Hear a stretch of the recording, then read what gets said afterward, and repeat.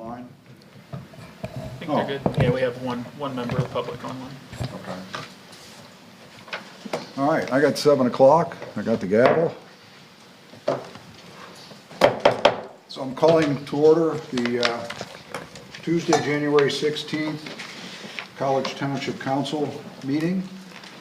First item on the agenda is public open discussion, but I need to announce that prior to this meeting, as allowed by the Pennsylvania Sunshine Law, this council met in executive session to discuss a couple of personnel issues, which is a permitted topic to be discussed in executive session. So that takes us to public open discussion. This is an opportunity, I'm sorry. Oh, anyone who can stand, please stand and join me in the Pledge of Allegiance. I pledge Allegiance to the flag of the United States of America and to the republic for which it stands, one nation, under God, indivisible, with liberty and justice for all. Okay, now we can move to public open discussion. This is an opportunity for anybody here in the room to come to the podium and address council on anything that's not already listed on tonight's agenda. If it's on the agenda, you'll have an opportunity to speak to it when we get to it.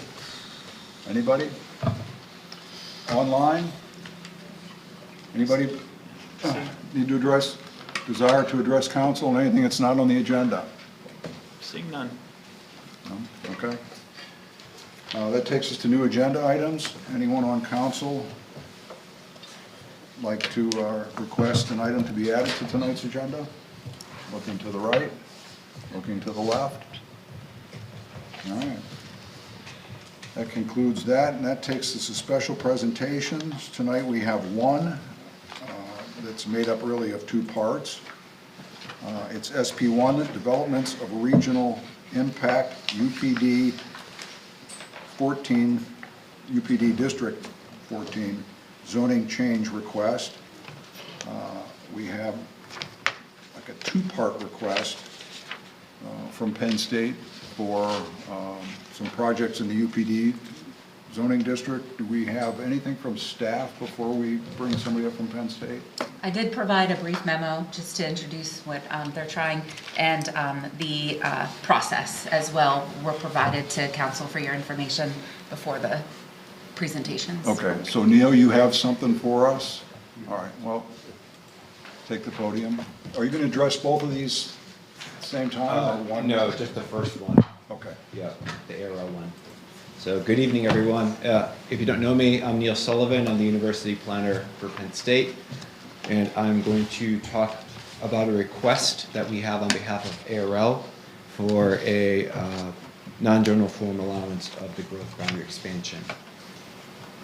So this ties into the former time I was here, so I can get that word out. The former time I was here, I talked about a larger ARL campus expansion and a larger growth boundary request. And if you want to go on the next slide. Well, this is from the previous request. We were talking about the ARL lab. We did come up here and talk about a 50-year master plan relocating to Innovation Park. They currently have 1,500 employees. They were started in 1945. This is just the preamble. Next slide, please. And this was the request when I first came here. The future ARL campus would straddle part of Innovation Park, 28 acres in its current division. And then we were requesting a 62-acre expansion to the growth boundary. And again, this is a 50-year master plan that would happen incrementally as the need arose for ARL to expand and grow new buildings. Next slide, please. And this is the graphic that I showed when I was here, showing the full build out. And again, it's 50 years, so it's not happening immediately. But the next slide shows the first building that is currently being designed, the one in blue. It's currently going through land development, and it currently resides in the existing boundary of Innovation Park. So I do believe it's almost through land development. There is a request to do another building. And the reason why I'm here today is because the building that ARL would need to build would would sit outside of the Innovation Park boundary. And so that's shown in the pink rectangle. So it would be proximate to the new building, which is we're calling IBO1, and it would be related to it. But if you go to the master plan on the next slide, I wanted to demonstrate that this building sits, or the request to expand the growth boundary sits on a cluster of buildings that has always been intended to be a workshop of ARL where they would do fabrication and machine testing. And so the reason why we're asking to put it there is so that it just falls in line with the initial intent of the master plan. Because of the nature of this opportunity, ARL would like to move very quickly, and it's a grant from the federal government. And so this is a request based on an immediate opportunity. And even though we're going through the larger DRI process for the larger expansion, we would like to move a little bit faster for this one particular request. In this rectangle, it's somewhere sized about 1 or 2 acres. It's flexible right now, and I understand that we have to work with other growth boundary requests, such as Clearwater and the next item that we'll be talking about on the agenda. So we just like your consideration to allow us to do this. And I think one more slide. And this is just demonstrating the growth boundary line in blue and how the little pink rectangle would just be a little bump out. And then when the larger ARL growth boundary, if that is ever accepted, then it would cover up what's happening, what we're asking for right now. And we're thinking that it's mostly a lab building full of machines and equipment to be occupied with about 5 people, and no full-time offices. So the people in this building would be working in the 331 building in the Innovation Park, so they'd be walking back and forth. I also want to introduce, I have Andrew Guppertlet here with me, and he's the head of facilities, planning and design and construction for ARL. So if you have any questions about the nature of the building, then he can come up and answer your questions. So, thank you. Lindsay or Adam, anything to add before we open it up? Perhaps once you open it up, I know that Mike Tilka, the planning director from Center Region Planning Agency, is with us tonight, and it may be helpful to go through the DRI process quickly so that council has a full appreciation and understanding of what we're working with through the implementation agreement request that Neil is making on behalf of Penn State.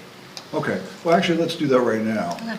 Staff has provided a really nice flow chart in here to show the process, which has changed since probably the last time we had a request. Yeah, the agreement was updated last in August of 2023. So when they note the 5 years, if you read about the 5 years and the expansion in the DRI or the implementation agreement, that's from that date. So Mike is here. I'm sure he'll do a good job at explaining things. All right. So yeah, when I updated that chart, it was December, so hence the red and green when I was sending it over to Lindsay. So in that updated agreement, it does allow for the non-general form route for these smaller requests to expand the growth boundary, and it limits each municipality to 50 equivalent dwelling units, not to exceed 12 acres in land size. And then there's also a vehicle trip allocation as well. The intent was for that non-general form route process to allow municipalities to move these smaller requests forward on their own without general form action. So you will see that the only regional action in this process is CRPC review, as you would tend your rezonings or similar ordinances of that nature. If there would be a rezoning that would need to occur, and I believe this one would look Yes, at that, we can align that CRPC meeting to go on the same time span. And the only time windows from the regional planning agency is we're at that first step here tonight with the applicant approaching the subject municipality. If you all give them the nod to move forward, they'll prepare a report, submit it to me. I have 20 days in my agency to say it's complete or not complete. And then once that is rendered complete or incomplete, well, it goes back, but if it's rendered complete, 20 days to send a comment letter to College Township, and then essentially it's within your hands, other than when you pass it back to CRPC, and we get it on one of our monthly meetings, and it comes back to you for decisions on that. I'm able to expand on any of those other boxes or steps here, but that's a brief overview of that process. It's meant to streamline and speed up requests such as this. Yeah, before we open up for questions, then Mike, while you're up there, two things. This is the beginning of the process, and the reason that the applicant, Penn State Neil, is here is before they invest in a DRI, they want to get some kind of feedback from us, because as you can see from flow chart, if we're not at all interested in it, that kind of ends the process right there. Am I correct? You're absolutely correct, and you have another applicant here tonight, Clearwater. You know, they spent a considerable time and energy putting together a development of Right. regional impact report to expand the growth boundary. So yes, it's... So the idea tonight is to make sure that we're all comfortable enough with this that to allow Penn State, or to encourage Penn State to move forward with it, or invest in the DRI, so that when it comes back, we've already seen it, and we were, at least like in a sketch plan level, we're comfortable with the concept. Absolutely, and there are other points back here where you could, once you review the data and information, right here, you could say, oh, no, this request doesn't have merit, here's why. The report helped highlight those reasons why you wouldn't want it to move forward. The report back from Center Region or the DRI itself. Correct, either of those reports, yes. And then just the second thing, both of you mentioned rezoning. Just for the purpose of any follow-up discussion, we're talking UPD here, and we're probably talking about adding uses. No, actually, the zoning, the UPD 14 is where both of these projects lie. And hospitals, medical centers, and research labs are not permitted in UPD 14. So adjacent to UPD 14 is Planned Research Business Park District, or PRBD, and those three uses are permitted in the PRBD. So we would think that the best way to move forward would be to rezone those properties PRBD for those uses. So instead of adding the uses from the PRD into 14, we would just change the boundary of the PRD to... Exactly. Okay. All right. Having said that, then, Rich, questions for Mike or Neil while they have the floor? No, I appreciate the flow chart and everything. I did ping Mike. I missed in Neil's presentation. We have good information on Clearwater, but just confirming 1 EDU and 1 and change acres for this request. Yeah, we don't have a site plan done for this building, but we're thinking 1 to 2 acres, or Okay. somewhere in between. Okay. Just putting that into the rest of the puzzle here. But no, I don't have any. It Okay. seems like a good fit, good use, and what we should be doing. Well, yeah, and actually, that's a really good point, because we have a finite amount of EDUs and acreage that we can use in this 5-year window, so that is an important point for consideration. Susan, anything? I had a question about the process for expanding the regional growth boundary. I think some of those questions were answered in terms of the agreement when it was signed, the duration of 5 years, how many EDUs, how many acres.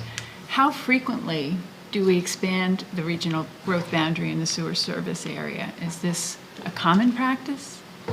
That'd be a question for Mike. It hasn't happened since I've been here, so that's, it hasn't happened in 15 months, but we essentially have 4 that are on board. Perhaps Adam can speak more to the last one. Yeah, this is a bit of an anomaly, 2024, 2025. We actually Right. will be having and entertaining 3 requests here in College Township, the third of which you'll hear about shortly. Clearwater being one, this ARL project a second, and the later presenter this evening, Pam, would be the third. That's the first time that this has happened, utilizing or even requesting to utilize the implementation plan process that is part of the regional growth boundary agreement that we've ever entertained. We have had in the distant past, we have had the potential for some DRIs. The last time the College Township was successful in expansion of the growth boundary was, I believe, in 2006 or thereabouts, where we actually did two things, I think, in the same year. The first was expanded the growth boundary in order to capture the pause, the nonprofit pause on Trout Road. And I also believe if it did not happen the same year, shortly thereafter, so it would have been in the 2000s, that we actually expanded the growth boundary and captured what were at that time the agricultural lands, now where Burkentine is proposing to implement their project.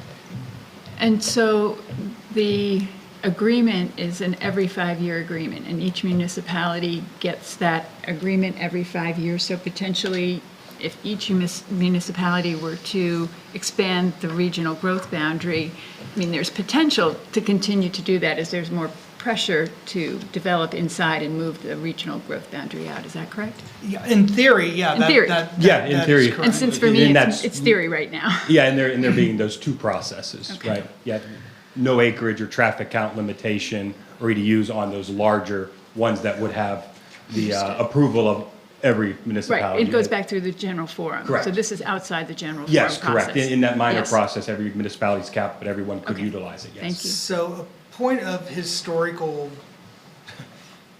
trivia.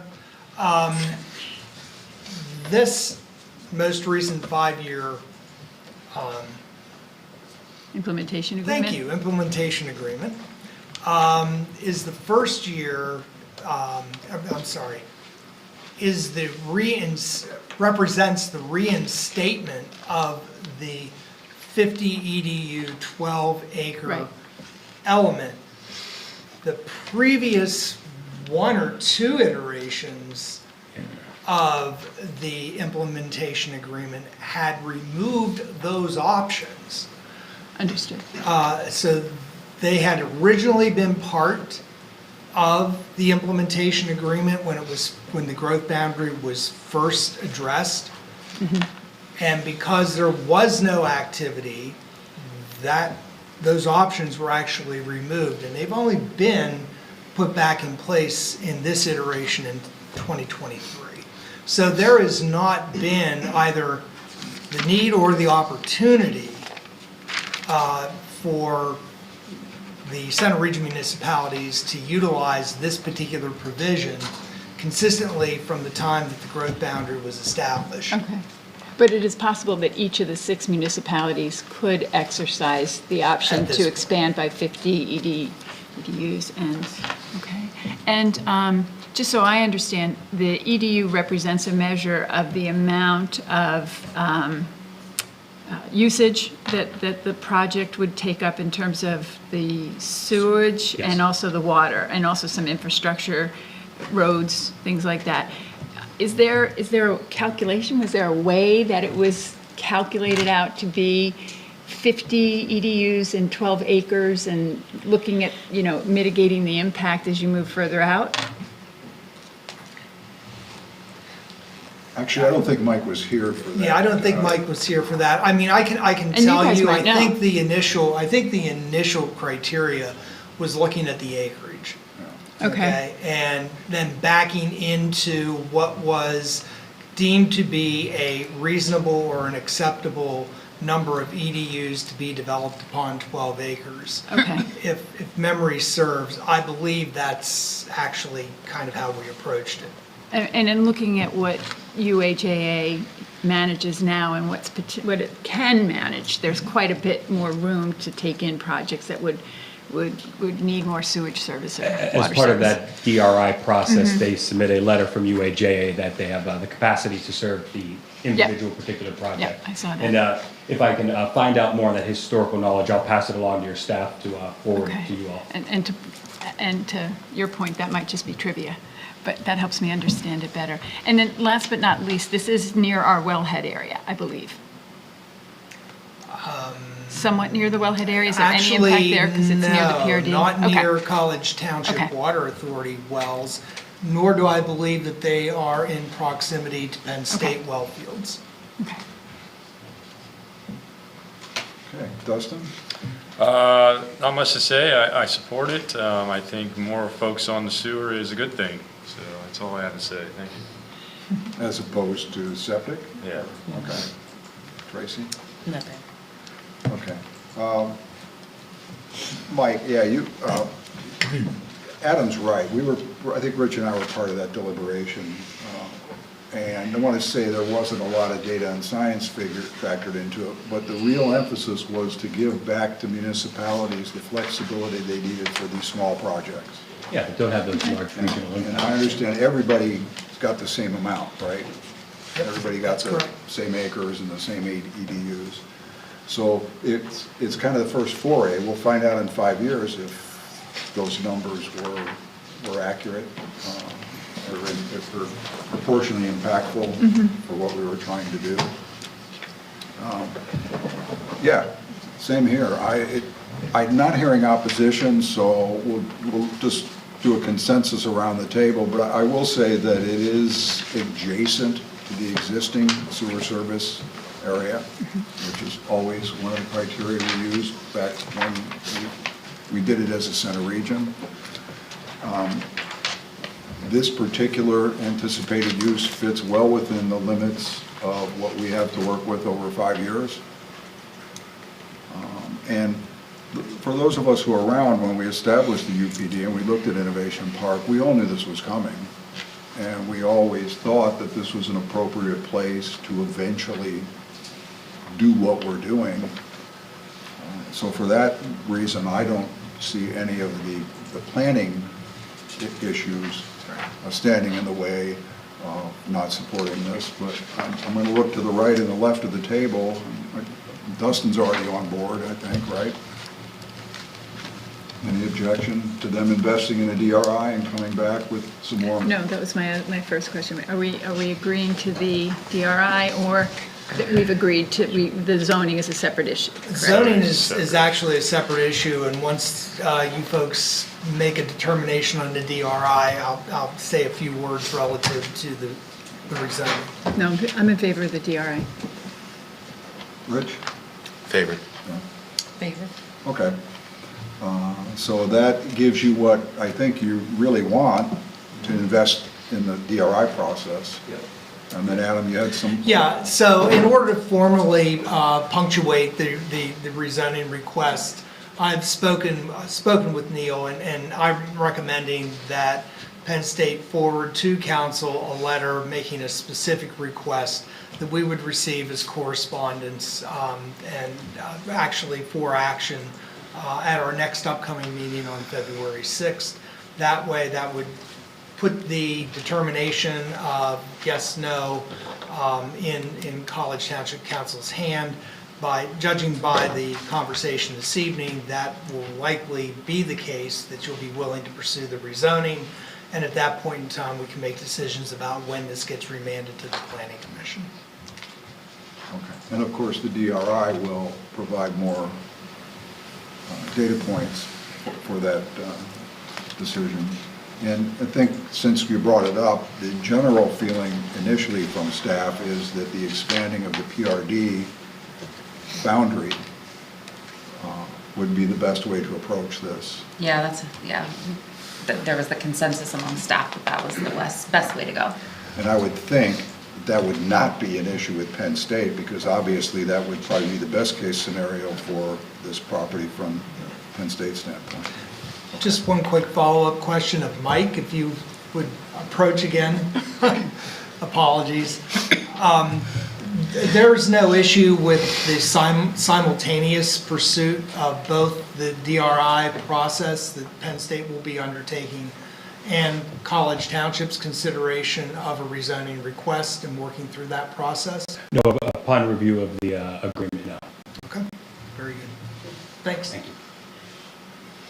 Okay, that then takes us to the second part of SP1, SP1B, PAM Healthcare Facility. We do have a memo, or I think it's a memo. The memo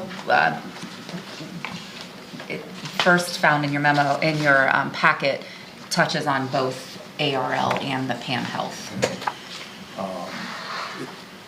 Is this, who's going to lead us through this one here? Is that staff or? I believe there's a representative from PAM Health here. Okay, perfect. Good evening. Good evening. Thanks for having me. I'm Phil Shuck. I'm Executive Vice President Partner at Catalyst Healthcare Real Estate. So I'm here on behalf of PAM Health. We are a development partner for PAM Health and have done a ton of similar projects for them across the country. So today we have a very similar request as the one you just heard. It's an expansion of the growth boundary.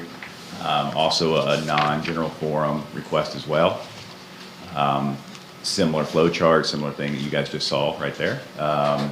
So I'll kind of give you a quick background of the project and happy to answer any questions, obviously, and go through some requests. So next slide. So the project is going to be in a very similar location as well. It's going to be in Innovation Park. It's going to be an inpatient rehabilitation hospital, 42 beds, approximately 50,000 square feet is the facility, two-story building, in some kind of collaboration with Penn State on the land, obviously, and then also having discussions with Mountain Indy Health on a joint venture there. Total site, or total parcel is 16 acres. This specific project will be 5 acres of that 16. It is adjacent to the growth boundary as it sits right now. It's about a mile from the Mountain Indy campus and a little bit over that, obviously, to the Penn State campus. We have started working on an LOI for the ground lease with Penn State. That approval is in process and hopefully will be approved at the next board meeting. In terms of economic impact, this is most likely going to be about a $40+ million capital investment into the community. Significant jobs, 120 full-time employees employed at the hospital once it's open, and they're very high paying. They're usually about an annual payroll of about $10 million. Next slide. For those of you who don't know PAM Health, they're inpatient rehab hospitals. Most people hear rehab hospital and they think substance abuse, or that is not the case here. This is an inpatient rehab hospital, which is intensive physical rehabilitation. It's typically a patient that is coming from a hospital, either complex surgery, stroke, could be a spine event, brain injury, and they're not quite ready to go home, but the hospital's ready to admit them out of the hospital. And so this is kind of a transitionary step to get better and then to go back to their homes. It's usually about a 12.5-day stay in the hospital. It is roughly, I think they have a minimum requirement of 3 hours a day of intensive rehab that's required for a patient to go there. So PAM Health, one of the leading providers across the country, right here in y'all's backyard in Enola is where they're headquartered. They have almost 100, I think actually 100 hospitals across the country, 22 different states. Pretty significant player in the space. Next slide, please. Here's a quick just overview. Obviously the red star is the project location there where it sits. Has great access off the interstate and close proximity to Mountain Indy Health, which is important. Next slide. This is the 16-acre total parcel that I was kind of describing. Will be tucked in the kind of the lower left-hand side, closest to the existing road that comes into Innovation Park. Next slide. That shows the edge of the growth boundary, so you can see it is adjacent to it. Next slide. And then we have completed a conceptual site plan of what this building will sit at. Would face the road, has its own drainage, obviously sufficient parking, and so forth around the building. Next slide.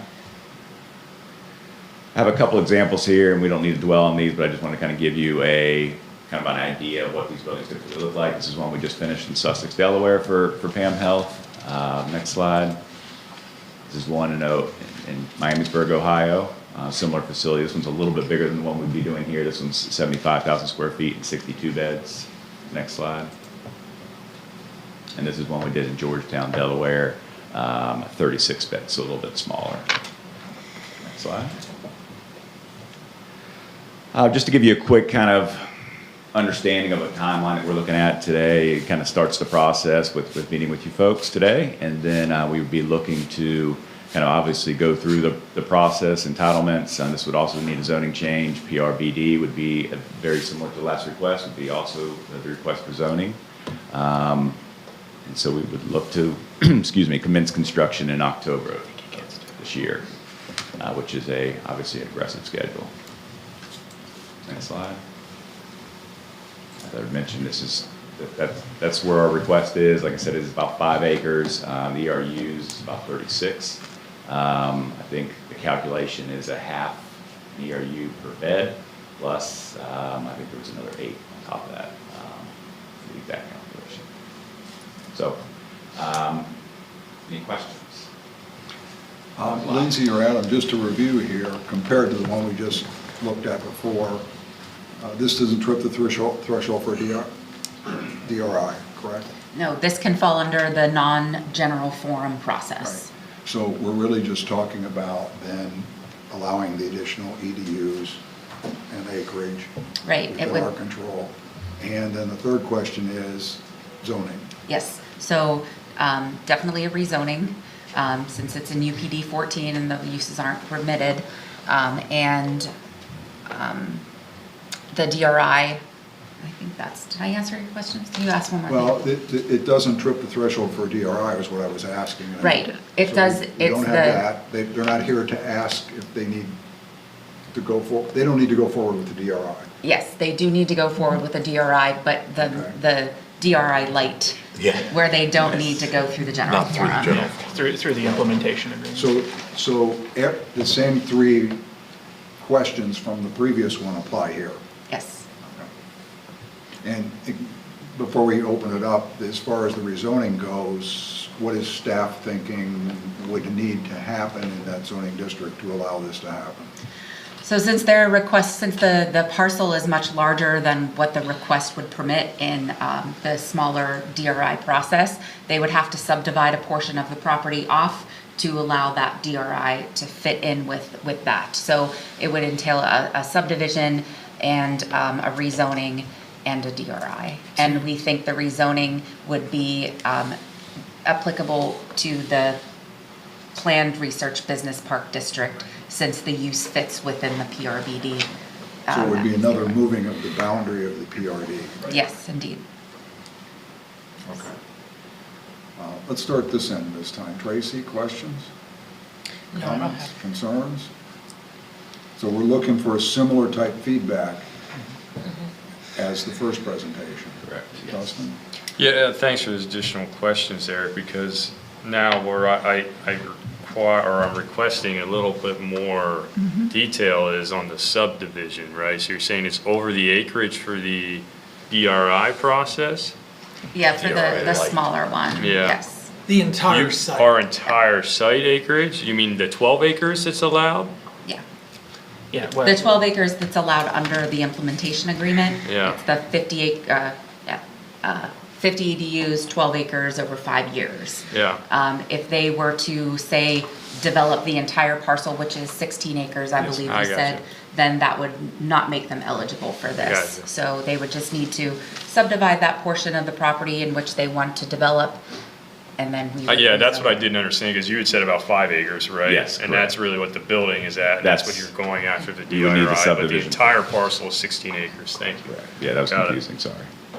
That's all I had. Okay. Susan? So, yeah, thank you for the question, Dustin. How many EDUs now have we? So we're getting Because we have close. Clearwater. Close. I mean, I got we're the doing a running lot tally. very Yeah, quickly, yeah. and we have 5 years. We got about So, an I acre mean, and a this is a half. lot of pressure on this We- one we have part put- of the community, and I can anticipate that there'll probably be other requests, so I was trying to do the math myself, and I didn't see the PAM Health piece of this. I was looking at it just from the ARL. I missed the PAM Health memo. So if we could get a copy of what you've presented, that would be very helpful, because this is the Absolutely. first I'm seeing the rehab hospital. Okay. So that would help, because that is a different use than the lab that Penn State is asking to do over there. So the subdivision, you're talking, what did you say, 16 acres? The total parcel is 16 acres, and we would be asking for subdivision for just 5 acres. 5 acres. That's what we Okay. would want for the And expansion. then the of EDUs for the 5 acres you would need? 36. 36, and we have 50. Right. Okay, so that's a substantial number. Okay. Rich? And then, well, I'm sorry, Rich, No, one go last ahead. thing, because we're back to the PRBD and the PRD and the UPD. So, here we go again. Buckle up. How many acronyms? Yeah. So, this is currently in the UPD or the PRBD? UPD. This 14. is in the UPD, so we would be putting the PRD in the UPD 14, correct? Expanding the We'd be PRBD. actually Okay, expanding the PRBD PRBD. into the the More UPD of. 14, and then More the of. PRD that's in the UPRD, or PBRD would be going into this new zone. I think you got it, yeah. Yeah, I mean, you're Throw a taking, DIR in there every now and then. Through You're all that, set. that process, So- another There we are. three-letter acronym. yeah, you've got it. I mean, you're basically, you're basically taking this 5 acres that would be subdivided off of this bigger lot, and that would no longer be UPD. That would now become PRBD. PRBD with a PRD. No, we're not throwing no, PRDs PRD. in this Okay, just one. the, because this is an allowed use in the PRBD. It is. It's a hospital. Yes. Okay, thank you. And then, I'm sorry, you said how many beds? 40 beds? 42. 42 beds, okay. And you said how many employees? 120? 120.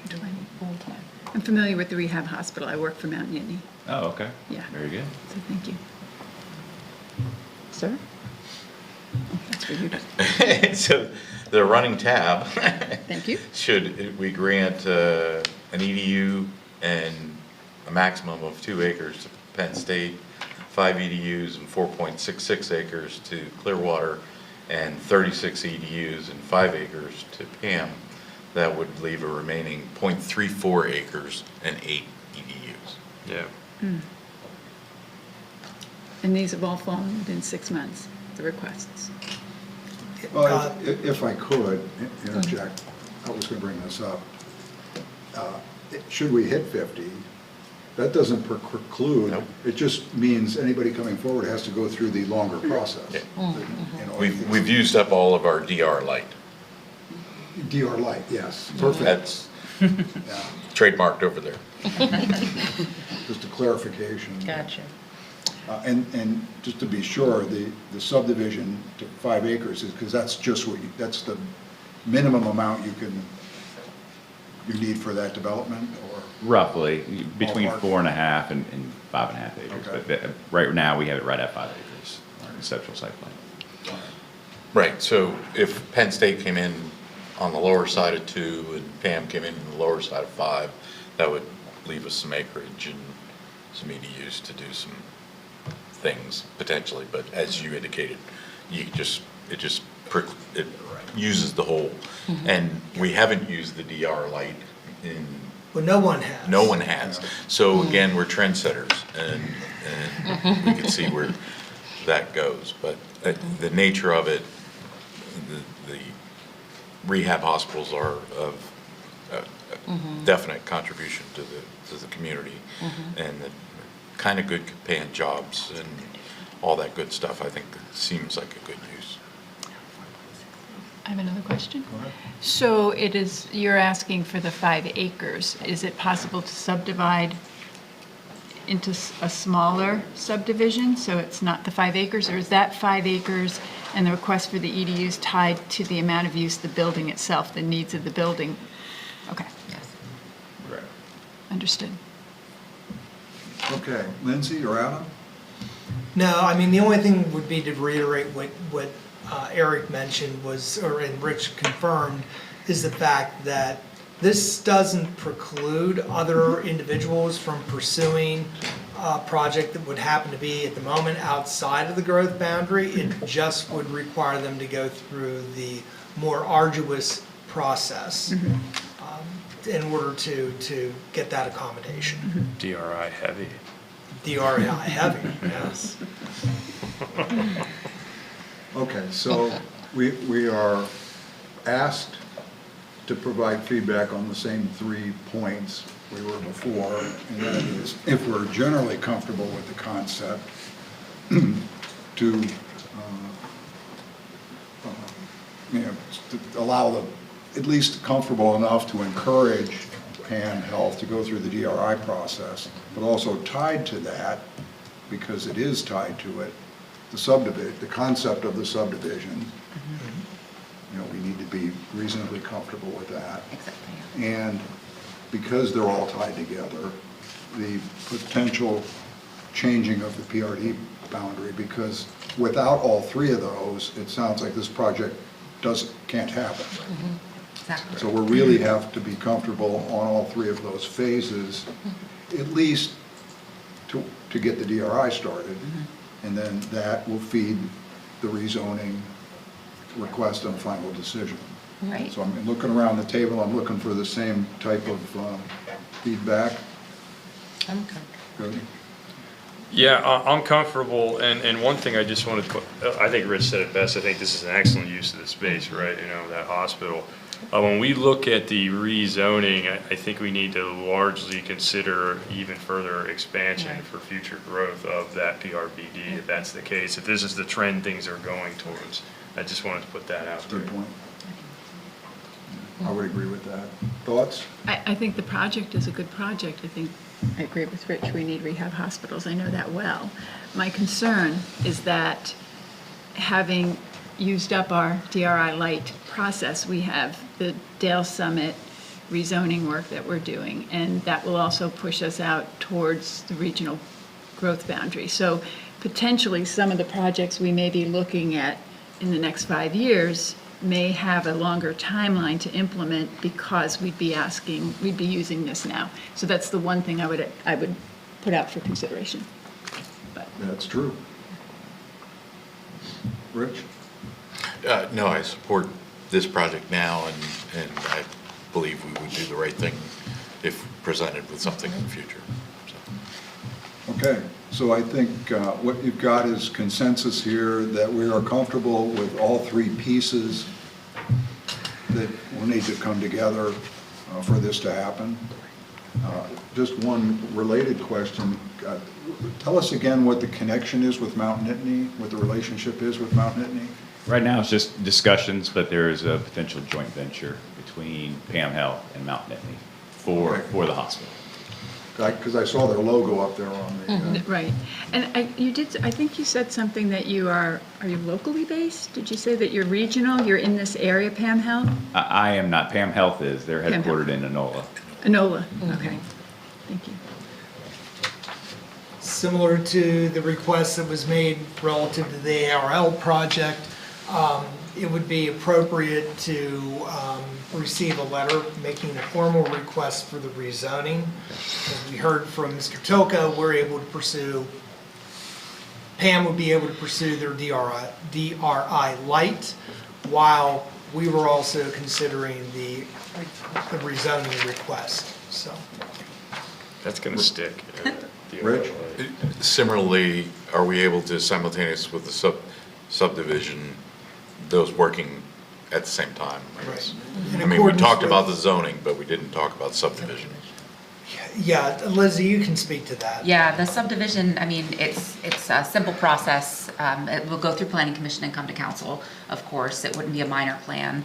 But yeah, that can be taken care of concurrently, or at time, yeah, it would be taken care of concurrently, I would But say. I'm asking with regard to the implementation agreement.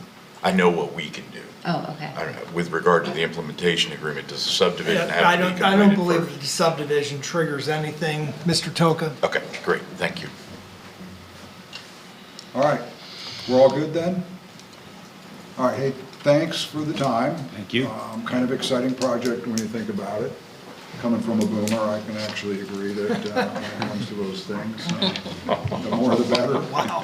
Thank you. And just one last quick question. Could we get a copy of what you presented? Yes. Yeah, I actually have the copy. I was Yeah, we gonna do. say, I think we already have that. We can reproduce that and get that out to everyone. Just to Susan's point, I guess in the future too, it'd be helpful just to have an overlay of the growth boundary overall for the Oh, okay. township.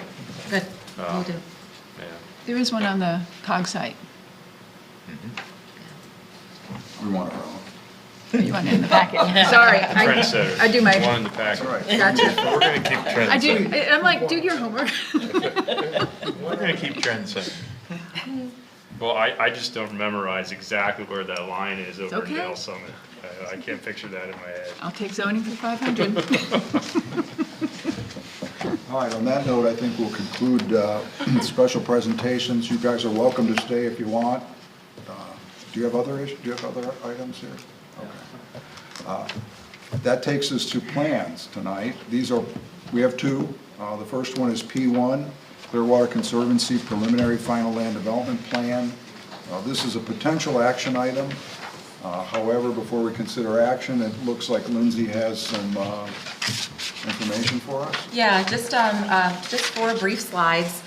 This is the Clearwater Conservancy Community Conservation Center Preliminary Final Land Development Plan. Next slide, please. This sits on a total of 3 tax parcels totaling about 10 acres. They are proposing to renovate and expand the existing barn that sits there. You can see on the top left. The barn that would be into a permanent space of about 12,000 square feet and 2 stories. This would be their conservation center and used for community outreach, the conservation hub, and an education center, plus some office space in there for the Clearwater folks.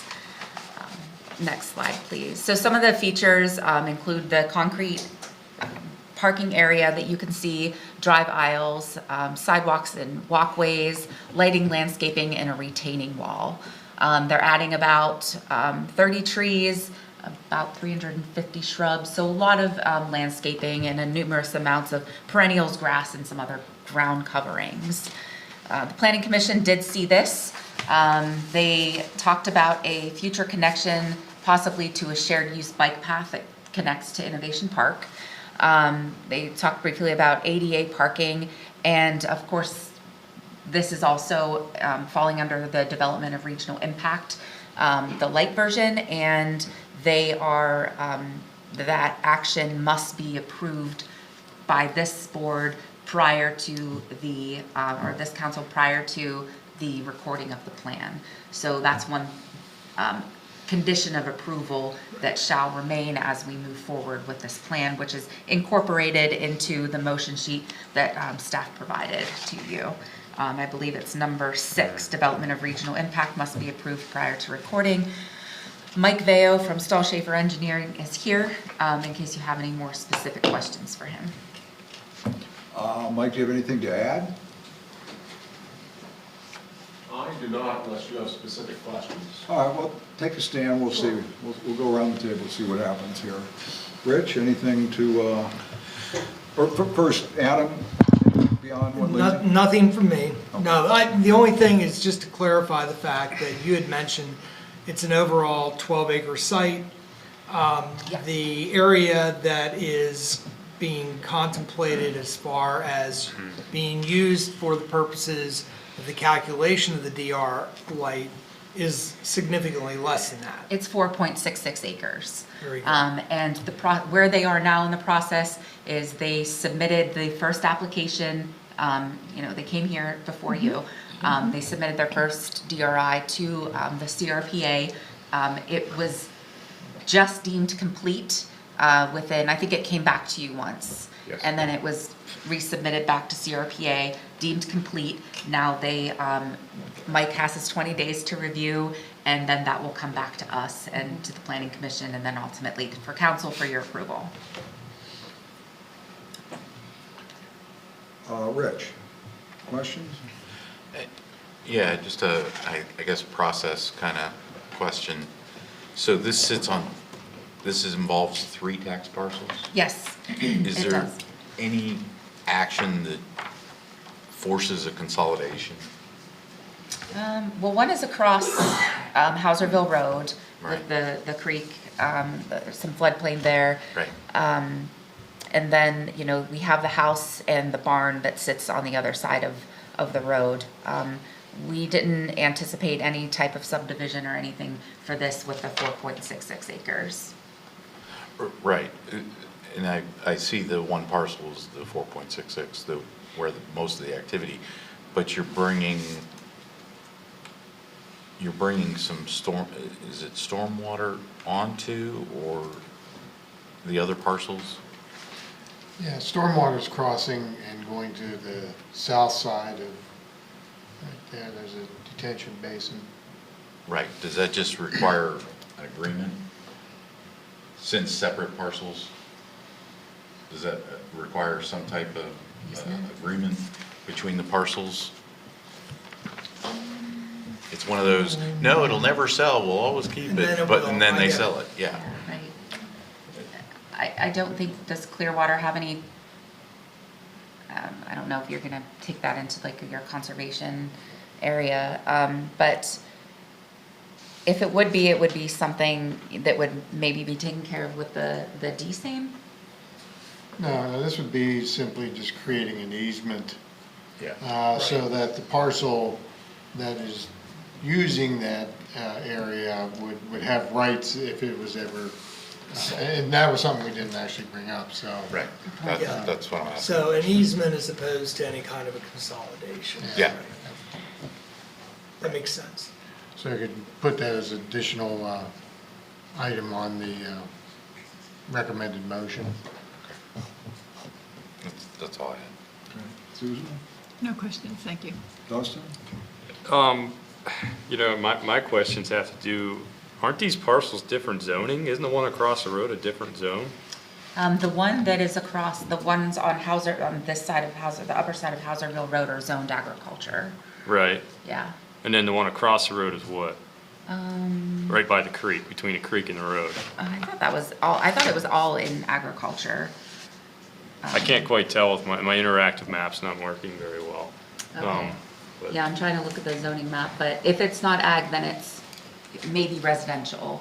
But, you know, we had these discussions with them early on about the use and being permitted in the agricultural zoning district, and it is a use that does fit within the district.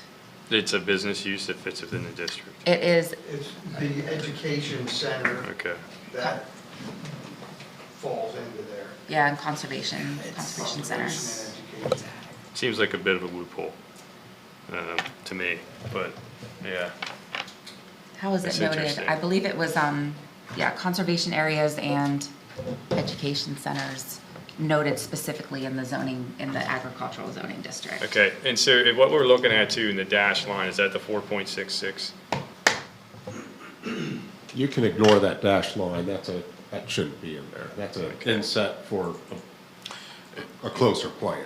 Okay, So the 4.66 is the Yeah. upper parcel where all the activities taking place. it Dustin? is one parcel, 4.66, or Yeah. is it's not a subdivision? No, it's a No, separate it's a parcel now, separate but if you look at the cover sheet that's in our packet, it's residential R1 south of Hauserville Road, Okay. agriculture north of Hauserville Road. Yeah, Thanks, Rich. Yeah, that's correct. right, but I was pointing that out to your point on maybe that one across the road isn't as easily sellable, but it might be more actually because of that. That's a good point, yeah. Well, it's quite a bit in floodplain. Yeah. Yes, Right. Okay, that's all I had, thanks. the surest way to make something happen is to say it can't happen. Tracy, do you have anything? No questions, thank you. Okay. Yeah, I think the whole parcel's a floodplain. Wouldn't surprise me. but The two Not, parcels. not so- entirely, The but the yeah, low, it's Yeah. the lower will go. Yeah. Plus, there's a bunch of right-of-way for Right. Hauserville Road and everything. It's not really buildable, but I mean, whether it is or not, I know a large portion of it has been underwater. oh, definitely. All right, no, I don't really have any questions. Just to reiterate, the 4-point number that's being used for the calculation for DRI light is a separate parcel. Yes, I'm gonna zoom in right now and make sure. Because we just saw a plan where they had to subdivide, in other words, to get that number down to 5. yeah, that was a backhand of my consolidation question because then that would use up more and more of the Right, so, DRI light. and that's a good question, because should that be a factor then down the road if the property owner wanted to do lot consolidation? Yeah, lot consolidations are usually minor plans that come through that the planning commission that are just done on a staff level. So it would just be removing that one line Right, if but I mean, necessary. But that would increase the acreage, which could go against our DRI light availability. Yeah, let's just see. they would, Thank you, Mike. Yeah, if I could, I'm actually pulling those maps for that memo that's being presented to you. I looked at them this morning. The pieces of the parcel and parcels that are outside of the growth boundary are 4.66. The Hauserville Road is the growth boundary, so that part of the parcel that looks like it crosses the line, that part to the south is already within the growth boundary. So every bit of this development and parcels that's on outside is included in that 4.66. so even if they did a lot consolidation, it wouldn't hamper the integrity of this process because it's already in the growth boundary. Gotcha. Prego. It's already in. It's in there. Very good. This is an action item. If anyone else has any other concerns, there's a proposed motion. Before I entertain that, Lindsay, was there any objection from anyone at the planning commission level on any of these? No, there wasn't. No concerns that weren't addressed in the Just a hand. in the motion, in the recommendation? I mean, they did bring up the connection to Innovation Park, you know, as a recommendation. It was just briefly mentioned. I don't know how much discussion they really went into, so council just wanted to make you aware that that came up. Okay. I see a hand raised. What we'll do is we'll get a motion on the floor, and then before action, we will open it up for public comment. So at this point, I'll entertain a motion to approve the land development, conditionally approve the land development as presented, and then we can get into public comment. Anyone? Any takers? Well, Mr. Chair, I would love to recommend council move to approve the Clearwater Conservancy Community Conservation Center preliminary/final land development plan dated November 8th, 2024, and last revised December 9th, 2024, subject to the following conditions. Within 90 days from the date of approval by council, all conditions must be satisfied, final signatures must be obtained, and the plan must be recorded with the Center County Recorder of Deeds Office. Failure to meet the 90-day recordation time requirement will render the plan null and void. Pay all outstanding review fees. Address to the satisfaction of the township engineer any outstanding plan review comments to include a potential stormwater easement. Yes. Agreement? Great. Agreement? Yeah, okay, very good. Fully comply with College Township Code Section 180-12. Post surety as approved by the township engineer prior to recording. Development of regional impact must be approved prior to recording. Provide an intent to serve letter from the University Area Joint Authority. Record approved declaration of stormwater access and maintenance easement. Provide proof of national pollutant discharge elimination system approval prior to recording. And finally, all conditions must be accepted in writing within 7 days from the date of the conditional approval letter from the township engineer. Okay, I have a motion. Do I have a second? I'll second. Okay, we have a motion. At this point, before we take action, before Chair considers a vote, do we have anybody in the room or online who would like to address council on a potential action? I just have a question. Yep, step on up. You have to identify yourself for America. My name is Jolene Johnson. I live on Hauserville Road. My question is, and I'm coming into the backhand of all this, is there going to be sewer and water provided to Clearwater, or is this going to be still well and septic? Ironically, that's what we're actually considering as part of this action tonight, right? In other words, Well, We it's, don't know. if I may. yeah, go ahead. Yeah, we know, the intention is for sewer to be provided. There, as far as working out the particulars, I think that there's still a question about whether water will or will not be provided, public water will or will not be provided.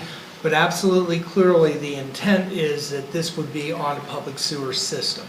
So sewer Is it would. going to come down Hauserville Road or through Innovation Park? It's actually coming across Spring Creek. Right, that's right. Yeah, the existing UAJ lines are on the other side of the creek. Correct. Okay, this would be a bore situation underneath Spring Creek in order to get the service lines to the proposed project. Okay, all right. Thank So, you. Still working on the water, though. Okay, anybody else? I know we had at least one person online, Lindsay. Can we tell if any hands being No, raised? no hands raised Yeah, that I see. Mr. Chair, before you call for a vote, I think it bears repeating, Lindsay, I'm going to ask you to go over the approval of the DRI light again. How does that work in conjunction with the motion that is presently on the floor? So the council will see the DRI. Separately. Separately, yes. So after you make this conditional approval, once Mike has his 20 days to review the DRI, we will bring that forth to Planning Commission. They'll make their recommendation, that will come to council, and then that will be the evening that you approve or deny the DRI, and then we can check that condition off on this list, and then they can continue to move forward with meeting the rest of the remaining conditions. That's it. Okay, everybody understand that? Just like any other condition that we place, it can't be recorded, it can't be built without meeting all of these conditions, one of which is the DRI. Yes, exactly. Okay. Any other questions on the motion? Okay, then all in favor of the motion to approve the plan as noted, please signify by saying aye. Aye. Anyone opposed? Excellent. Plan approved. Thank you. That takes us to our, excuse me, our second plan tonight, P2, Penn State Animal Diagnostic Laboratory Preliminary Final Land Development Plan. Again, another plan for potential action on. Lindsay, is there anyone here to support you with this presentation? Yes, there's a representative from Gannett Fleming. Okay. Are you going to start off, or is he going to start off? I just have 4 brief slides. Okay. Again. You can go ahead and take the... So this is the preliminary final land development plan for the Penn State Animal Diagnostic Laboratory swing space. Next slide, please. You can see there it's going to be located on the corner of Pastor View Road and Farm Services Road. This is located in UPD, University Plan District 11. Next slide, please. The proposal is to remove or demolish 5 of the existing buildings that you see there on the lower end of that photo up on the screen. The building will be about 5,000 square feet with 8 standard parking spaces and 1 ADA parking space. The impervious area, I believe, and which representative will speak more to, Penn State has some future plans in this area, so they're accounting for all of the impervious area that will be accounted for. They're accounting for all the impervious area that will be proposed to the end of that project. And the Planning Commission saw that, saw this plan. They did notice that throughout our plan review comments, they noticed that there was a comment regarding the storm sewer and how it goes down through one of the basins. That was one of their questions. So they did make a recommendation and added it to the sheet to provide that proof that the University Area Joint Authority is going to okay the relocation of that sewer system so it doesn't get into the stormwater, which I believe you can speak more to if necessary. So the Planning Commission did recommend approval with that extra condition. Just a clarification on that, since you brought it up. Anyone who has to do that as part of a land development plan wouldn't automatically require UAJ approval, or can a property owner do that on their own? Well, all I understand the plans- concern, I'm just curious about the process. Yeah. Well, any relocation of the UAJA line would have to be approved by UAJA. Anyways. Yeah. Yeah, It's a and we're given. working with them to get that relocation approved. It seems like it ought to have to be. Yeah, absolutely. Okay. Anything else to add? We brought up about the impervious. The building is the first of two projects. Penn State's going to come back in the future for a larger ADL building that's going to be located on the, excuse me, on the southern side of the existing ADL. Those are the 5 buildings that were discussed that are going to be removed in the future. This building is going to be temporarily used for those relocated employees, but in the future it's still going to be used by the ADL for some research purposes. The basin that's on the plan is for this swing space as well as what is right now considered the maximum impervious cover that's going to be in the future project. So the basin that's on the plan will serve this building as well as the future project you're going to see a year from now or so. Okay, questions? Let's start with Tracy this time. Okay. Dustin? What's a swing space? Well, so, and actually that name is no longer being used for the construction documents. We got this project in before that name was removed. It's initially called the swing space because we're moving employees from those 5 buildings that are being demolished up into this building. All right. I was kind of wondering what it had anything to do with animal diagnostics at all. Thank you for that. Thought it was a dance hall. Those employees that are in there might not stay in there. They might go to the new ADL that's built, but they're still the building's going to be used long term. Okay, thanks. Are you picking up his audio okay there? I talk pretty loud. Yeah, I thought so. Yeah, I'm pretty loud. Susan? No questions. No question. Anything else, Adam, to add? Just to get your name for the record. please. Sure. I'm Corey Bray with Gannett Fleming. Very good, thank you. Thank you, Adam. Thank you. All right, if there aren't any further questions, what we have before us is a recommendation from, conditional recommendation from Planning Commission, or a recommendation from Planning Commission to conditionally approve the plan. At this point, I'll entertain a motion if someone feels so motivated. Mr. Chair, I move to approve the Pennsylvania State University Animal Diagnostic Laboratory Swing Space Preliminary Final Land Development Plan dated October 25th, 2024, and last revised December 10th, 2024, subject to the following conditions. Number 1, within 90 days from the date of approval by council, all conditions must be satisfied. Final signatures must be obtained and the plan must be recorded with the Center County Recorder of Deeds office. Failure to meet the 90-day recordation time requirement will render the plan null and void. Number 2, pay all outstanding review fees. Number 3, address to the satisfaction of the township engineer any outstanding plan review comments. And number 4, fully comply with College Township Code Section 180-12. Number 5, provide proof of National Pollutant Discharge Elimination System approval. Number 6, provide proof of University Area Joint Authority approval of relocation of sanitary sewer. And number 7, all conditions must be accepted in writing within 7 days from the date of the conditional approval letter from the township engineer. All right, have a motion, do I have a second? Second. Second by Tracy. Any questions on the motion? Everybody understand what we're voting on here? Okay, this is an action item, so before we can vote, anybody in the audience or online like to address council before we consider the action? Seeing no one in the room, hearing no one online. Chair will call for the vote. All in favor, please signify by saying aye. Aye. Anyone opposed? Motion carries unanimously. Thank you. Thank you for your time on it. And that concludes our 2 plans tonight. That takes us to reports. First on the reports is the manager's update.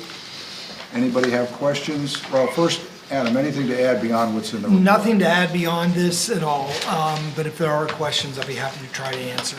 All right, well, let's start with Susan. Questions for the manager? No. Rick? None. Dustin or Tracy? I have none either. Adam, you're off the hook for the manager's report. That takes us to the second item on the reports, which is COG Regional, County, and Liaison reports. We'll just go down through the order that they are listed in the agenda. I didn't have either of my committees meet, but I did want to point out that at the exec committee meeting next week, we will be considering 2 items for a general forum, the first of which is to recommend approval for COG's share of the solar power purchasing agreement, which is 80%, and to pay 4 point whatever percent of the additional at-risk fees. And the second item of interest is to place on the agenda the Park and Recreation Governance Special Committee recommendations. I think Rich has sat through the process of formulating that recommendation.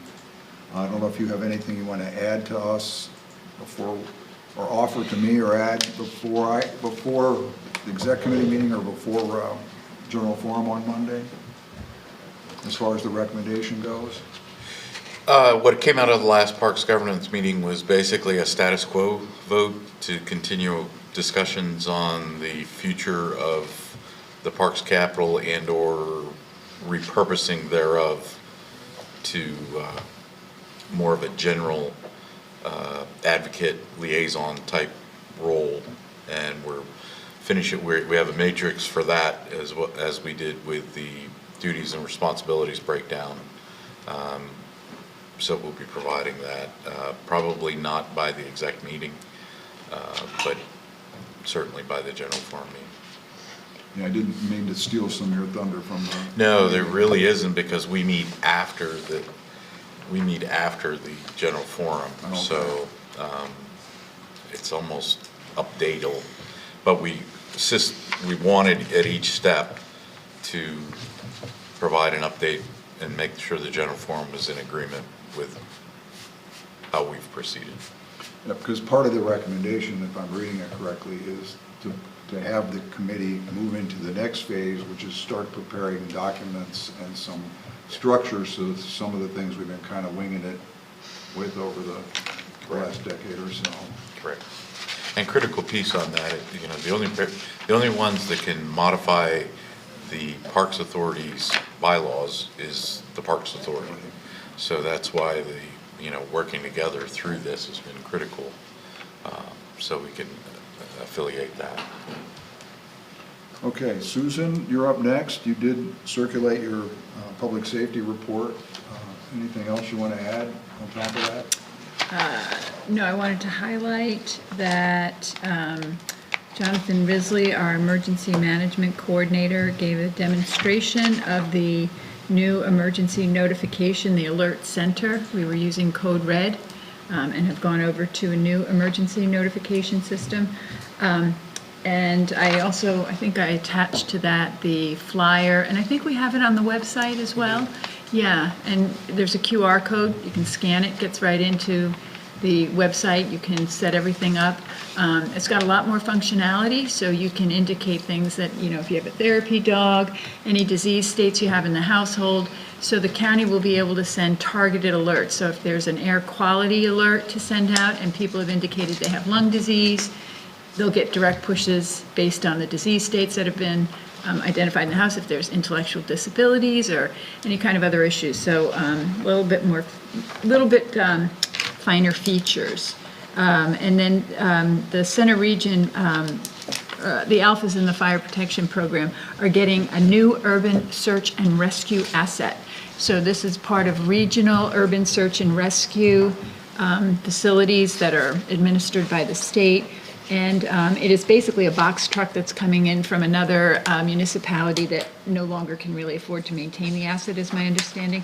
But this is going to allow for our public safety people to be able to do structural collapse incidents. We didn't have something like that before. So if we had a structure collapse in the area, we would have had to have waited for somebody to respond from Philadelphia or Harrisburg. So, and it's going to be a budget neutral asset because we'll stop doing some of the foam emergency services things. So there's some changes that Sean Kaufman is doing. So it's actually not going to cost us anything in terms of the budget. So I would encourage you to get on Alert Center and get signed up for that. I had I had 4 meetings this week. Oh, wow. I was busy. The Local Traffic Advisory Committee met last night. We had our reorg meeting, and we only plan to have another reorg meeting in 2026 right now. But we did Don reviewed again the Oak Ridge traffic study work that was done, and we incorporated a flow chart that Amy and Carla had developed for the process of doing the traffic calming projects, which had been very helpful for the project. Was there anything else? There was something that a couple of the residents brought up, or? No, it was, they just were looking for more information on cut-through traffic. And the committee basically felt that we've achieved our goal of the reduction, and at this point, we consider the project closed. And we'll put something in the newsletter to notify the community that the project is now closed, rather than trying to reach out to all the residents up in that area, because some of the properties have been sold and so addresses were different. So it was public safety, there was that. IDA, thank you. And then there's this meeting. I won't report on this meeting. The IDA had their reorg meeting, and the only item of note, the executive director has been very busy. And I guess this week on the 14th, the IDA and the CBICC worked with a group of local elected officials, Paul Taycack, Carrie Benninghoff. I don't know if you were also on site, but the DCED is considering a grant to PrimeCorp, one of the local development companies. And DCED brought representatives out to tour the mall with that group, and they were very impressed with what we're doing here in terms of revitalization. So that was a really important event that CBICC and CTIDA were working on together, and the IDA is taking the lead on. You just got all those acronyms tonight. I tell you, I am acronymed out this week. 4 meetings was a lot, but they were all good meetings, and so yeah, that's what I got. That means you have the rest of the month off. No, I don't. I have to go to my day job. Questions for Susan on any of those meetings? I got nothing if you have questions. Rich? No questions, just congratulations, Madam Chair. Oh, yes, that's right. I've been elected chair of the Public Safety Committee. I now represent you as chair. Wow. Thank you. Thank you. Thank you. Oh, I had a quick question. The 3 appointees, was that limited to 3 at the safety? Oh, thank you for bringing that up. Was that So qualifications or yeah, just that caught my interest? eye, because we should have 6 fire marshals through the fire protection program, and we appointed the senior fire marshal and then 2 assistants. We still have openings for 3, but we don't have the personnel in our fire protection program now that are certified to do the fire marshal inspection work. Sean is working to identify people that they can bring up. Again, this speaks to that challenge that they have in the fire protection program, that we are very well staffed with volunteers that come in through the university community and rotate in and out, very dedicated. But in terms of staffing and getting, employees that can do the work of fire marshals and the inspections, that can be a challenge. So Sean is working diligently on that. So thank you for picking up on that, because I did make note of that. I just forgot I did. Okay. If there's any committees left that Susan didn't attend to, we can move to them. I got those. I got some of those too. My 4th meeting is tomorrow. Oh, snap. We're in a race this week. So, Facilities Committee met on January 14th, had our normal reorg business, but 2 main orders of business. One was the solar power purchasing agreement, COGS portion of it. It was decided, or it was recommended forward to go with the 80% bucket. Currently, or originally the COG was in a 75%, had indicated 75%. That's not one of the final buckets. It was recommended to go to the 80, and it was recommended to pay the $4,700 of additional legal fees for that. Couple philosophical discussions as part of that discussion, but that's where we landed. The next one was kind of a big one, the Hess softball complex bathrooms. If you remember, last year. It was moved forward to use a vault based prefab unit at Hess Field. What has come out as they move that planning forward is that because of the maximum gallons per day potential on a tournament weekend or whatever, that type of facility could only be approved by DEP for 5 years. So then at the end of the 5 years, you would need to move towards either a septic field or sewer line and everything. So staff presented a pretty robust option sheet identifying various costs, timelines, challenges, pros, cons, everything. It was well done. I hope that's what gets used going forward. The committee ended up discussing it all the way through, and we managed the meeting by, okay, what's your first out? And so the four options were sewer line extension, which is outside of the regional growth boundary. Common theme tonight. The second one was luxury trailers, and the third one was the vault system, and the fourth was a septic field.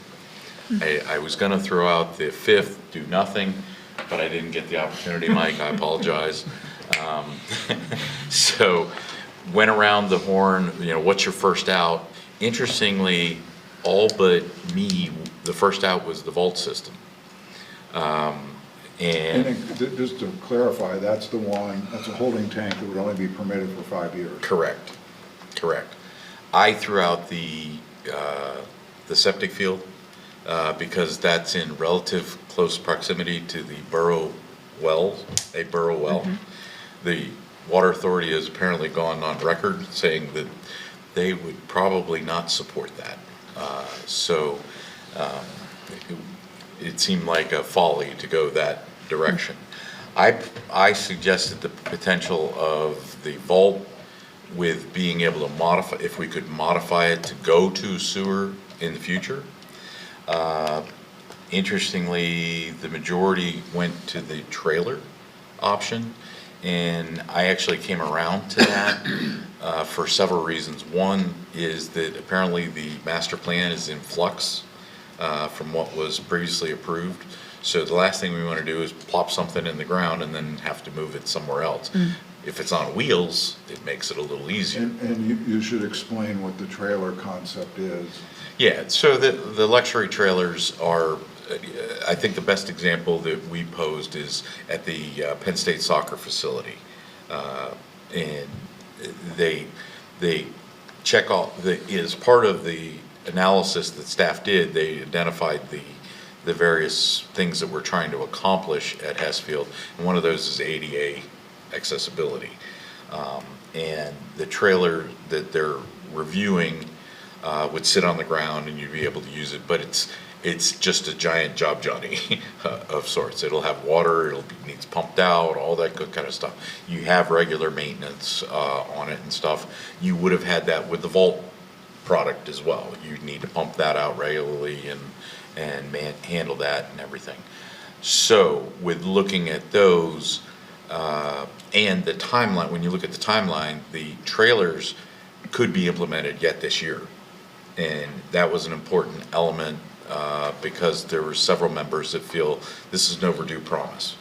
And so we kicking the can down the road further, trying to do other things was not real in our height. So when we look at things, the facilities committee in general, when they look at things, we have to look at it in short, intermediate, and long-term gulps. And so we saw the trailers as a short-term, and just to confirm, that would be a purchase of those elements, and they would be assets of the COG, and versus leasing. Leasing, you'd probably buy it twice and everything. So what the committee saw with that was when we got to the long-term solution at Hess, they could be reallocated to another regional or municipal even facility, or sold on the third, on the open market, if there's a use for them and everything. So that was the gist of that. So we made a recommendation to the executive committee and the general forum to go that route, and we took action because these discussions can go on forever and ever. So we felt a duty to get the discussion going, and we made that recommendation. We actually made 2 motions. One was to support the trailer option. The second one was I mentioned that it's outside the regional growth boundary. There was discussion on trying to either push forward a DIR for Hessfield, or seek adding language for an exception for regional parks in our ordinances and everything. And that was one element. The second element was to put in, and that was to put into the program 2026 program plan, that work to get that either exception or DIR going in 2026. The second element of it was it was the DIR, and then to seek grant funding for the sewer line expansion. The issue with the grant funding, you can't fund an illegal project, so you need to resolve the regional growth boundary issue first, then seek grant funding for that element of the project. The third element is, because if we added the trailers, it does open a window for concessions. If you put concessions into a fixed building, you have to have water and sewer to that building, and that's not going to happen in the short term. However, you could have a concession trailer, and so we suggested putting that in the 2026 program plan to look at and everything. So those are the 2 motions that the executive committee will see first. Where it goes from there is up to the executive committee, but that It's not on Wednesday's agenda. It might not be. It may not be. It may not be. You may not see it till February. But we pushed it forward to have this discussion, which, Len, I'll talk into my next 2-hour meeting. We talked about it there just as much. So. Any other? Yeah, I just had a quick question with respect to the trailers. Will not, by going the trailer route, you will actually create additional facilities beyond what had originally been intended as part of the package system? In other words, there's more. They're bigger. Well, they're bigger, but there's actually more toilets. That's what I mean, yeah. In those. So Yeah. you're actually doubling, maybe even tripling the number of available restrooms for folks to utilize. Right. So they had to meet, you had various taskmasters, code, DEP, local municipality ordinance, all those type things. So even the vault, the one that is in the analysis that we received, is actually bigger than we talked about last year to meet those requirements, to meet the code requirements for that type of gathering space and everything. 800 gallons per day is the magic number. If you could keep it below 800 gallons per day, the vault would be fine forever. But because the proposed tournaments would go over that regularly, then it clicked the 5-year, no more than 5 years for that type of facility. So that you had all those things going on all at once, and that was my first facilities meeting in a couple of years, and so I got to lead that discussion as well, so that was great. So that we push that forward so that other people can start having discussions with that and everything. And I'll forward around the staff's analysis sheet. Again, I think it was very good. That's the standard going forward, and we'll look at that.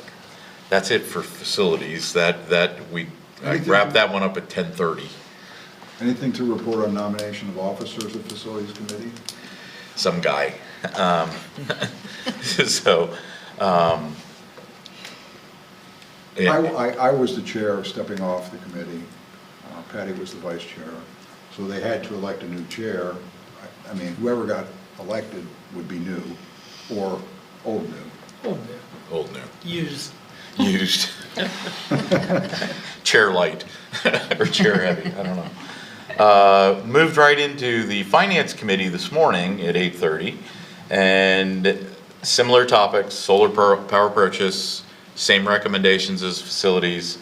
We reviewed finance objectives, had a very good discussion with that. Mostly the band got back together. We have one new member from last year, but I think, we're going to continue on the progress. So that other we made. municipalities don't make lifetime appointments to the Finance Committee? There's a couple of them, I think, but yeah. Again, talked about the Hess restroom update. At Finance, there was no desire to make any kind of recommendation or anything at this time. But it allowed a very good discussion there, and we threw out some things at staff to build into when they're looking at this. So the hope out of facilities to prime the pump, no pun intended, was met, and we pushed that forward, and hopefully those discussions will continue on. But those were the main ones. That one ended up being about 2.5 hours, but we got through it. Did you have nomination of officers? At that one, they did too. Yeah. Same guy? Some guy. Some guy.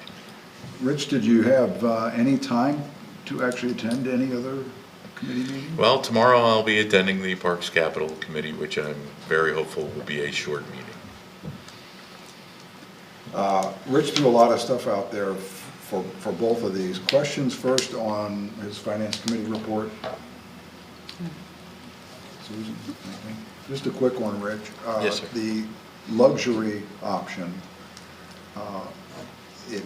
does it fit within the amount that was set in the capital budget for the vault option? It does. It's actually less. And, Okay. and hopefully we can get it even less. But yes, that was very much a factor. Since it didn't come up, I assumed it did. Yes. Yeah.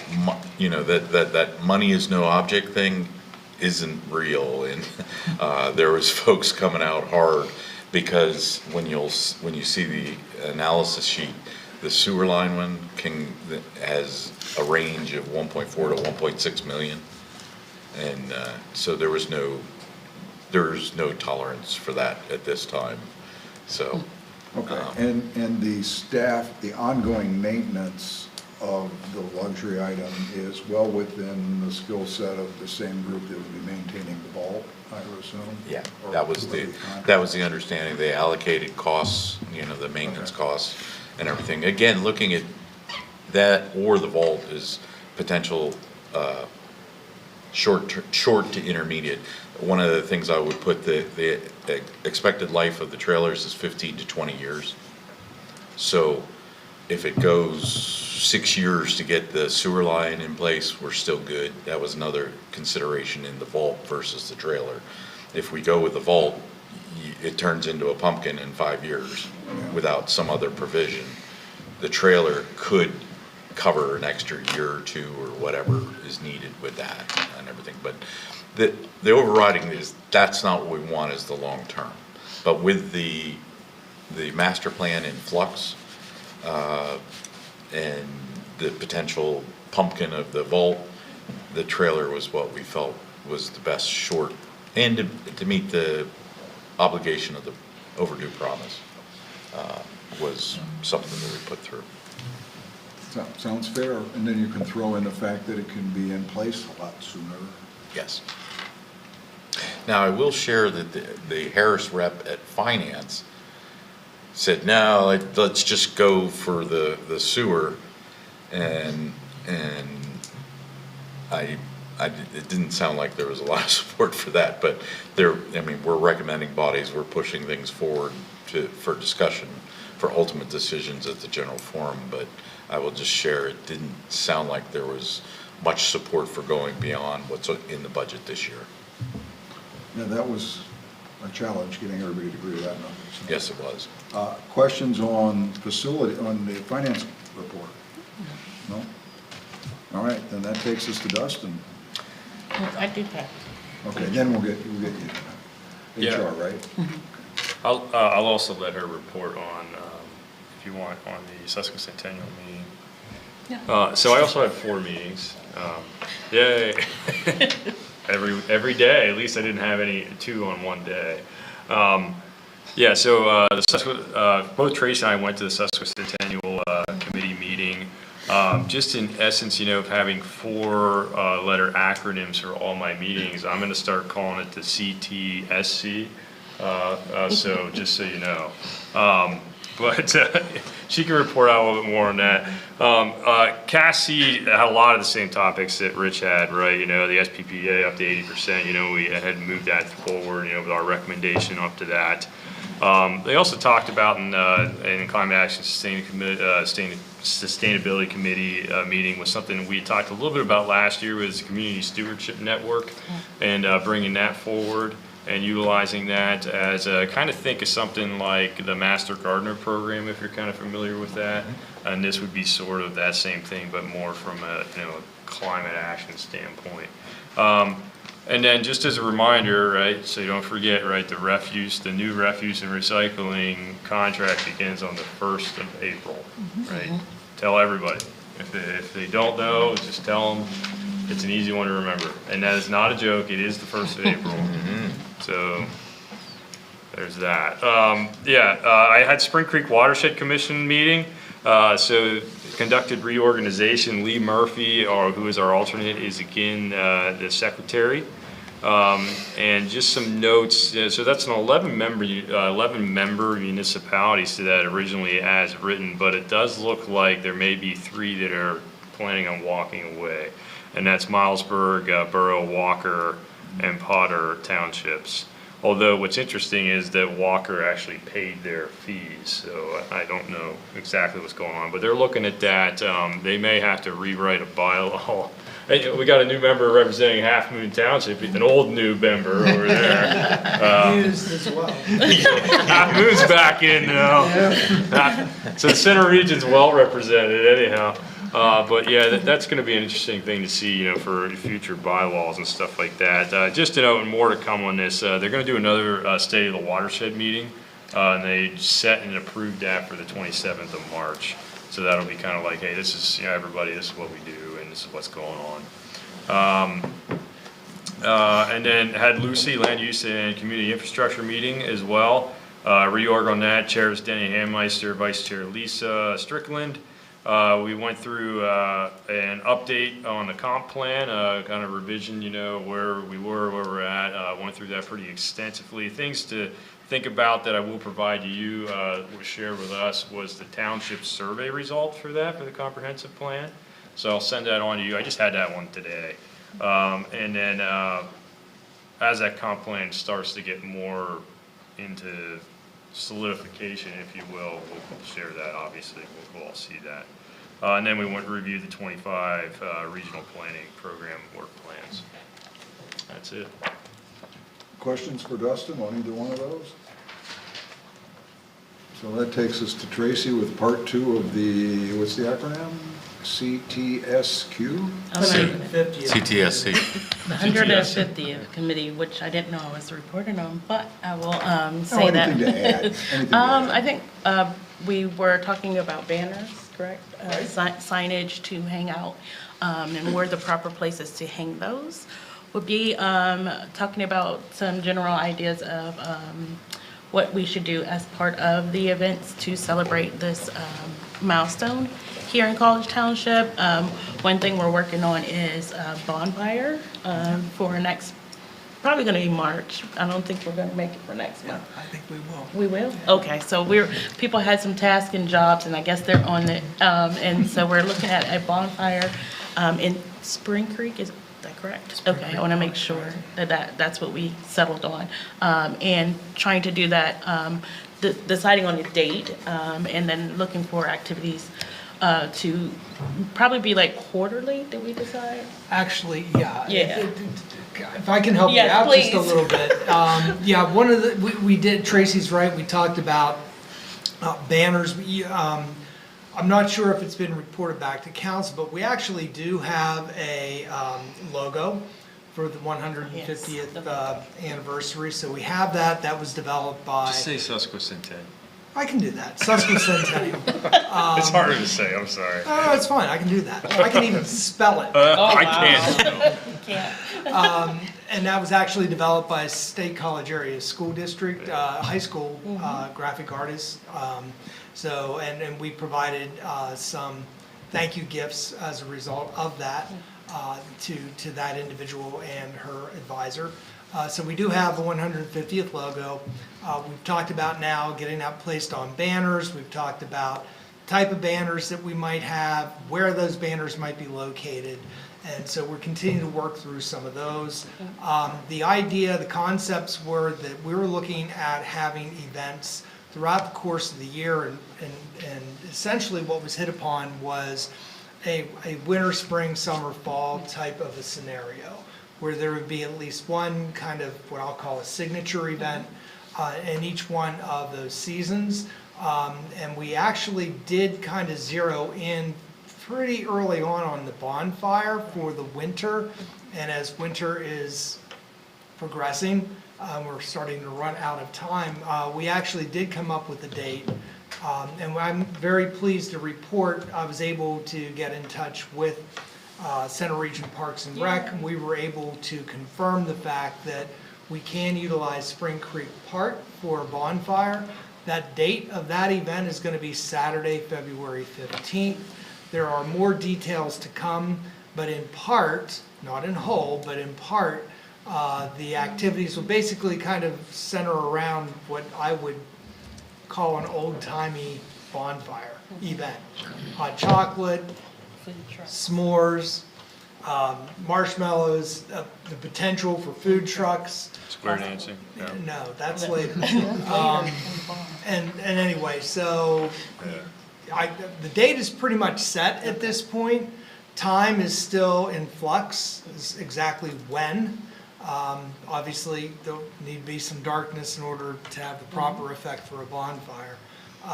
But we're off and running to the races, and very much appreciate the fact that both Tracy and Dustin are part of that team. Also point out that there are several other members of the team that are here tonight.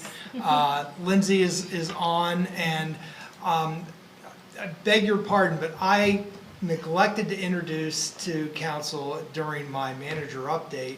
Katie Van Amberg is also a member of the committee, but Katie is our new executive assistant, taking the place of Jen Snyder, and it's been great. She keeps coming back. That's a very good sign. But we're very happy to have Katie on board. But this is her first council meeting. But this is her first So tomorrow council. is really the test. Yeah, that's true. Show it up. So I didn't mean to That's say okay, that was great, you filled in the holes that I couldn't remember. And then finally, we have another meeting this coming Monday at 5. There is a Facebook page. I Yes, don't know if oh that's yes, linked. please. Yeah. Oh, is it on our homepage? Where they can that. get Not on? yet, but I think it's a separate Facebook page right Okay, now. yeah, so we can maybe send it out to council, and then you can send it out to friends and have them follow and like, so that we can get some more, what is that, recognition for that. So that is the 150th. I'm not even going to try to say the name because I'll just jack it up. And then my next meeting was the Human Resource meeting. We had it on January 15th. We elected new officials. Mr. Jeremy Thompson is our chair, and Ms. Tracy Mariner is the vice chair. And then we have anti-harassment liaisons. Last year was Mr. Magruder and Ms. Mariner, and we remained on those. So that is the people who staff can come to if they don't feel comfortable going to their manager, they can come to us. So, and then the major part of the meeting was talking about unpaid leave. What was the definition under that? So that was basically took up the most of the meeting. And so what happened was in our November meeting, council had instructed the committee to come up with what the definition as to what that means for unpaid leave. And so they came back with some suggestions that we had in November's meeting, which I did not attend because I was not here. But based off of that, they came back with the recommendations, and then we had further recommendations. So they're going to go back with the additional recommendations that we have and try to clear that up so that it's defined.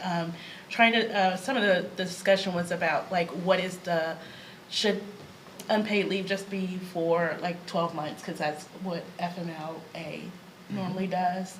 Kind of some of us were like, maybe it shouldn't because sometimes when you get hired, you cannot predict if something's going to happen. And since it's unpaid, trying to look at those types of scenarios. So that was the biggest discussion that we had for unpaid leave. They're going to take back our suggestions and then come back again. That's all I have. Somebody's raising their hand. Yes. It's the Facebook page is called, if you look it up, Celebrating 150 Years College Township Center County. So if you just pop that into Facebook, it should pop up. And then you can like it and then follow it, and then you'll get updates. Yes. And you'll see the logo too, is there. Yeah, and a really old picture. Yeah. Yeah, really old picture. Like, what, 18? So questions on either of those committee reports? No? I have one. Were the two members identified tonight, did they actually volunteer or were they appointed to that committee?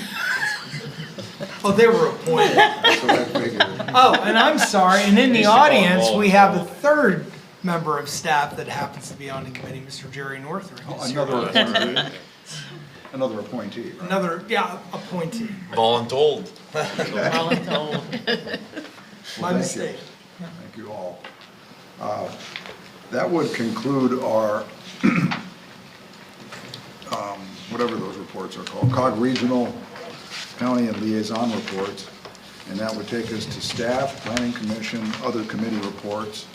Let's go with Planning Commission first, because we all need some relief. Yeah. Putting a lot of pressure on the guy. On the 7th, we had our reorganization. Ed Dara is our new chair.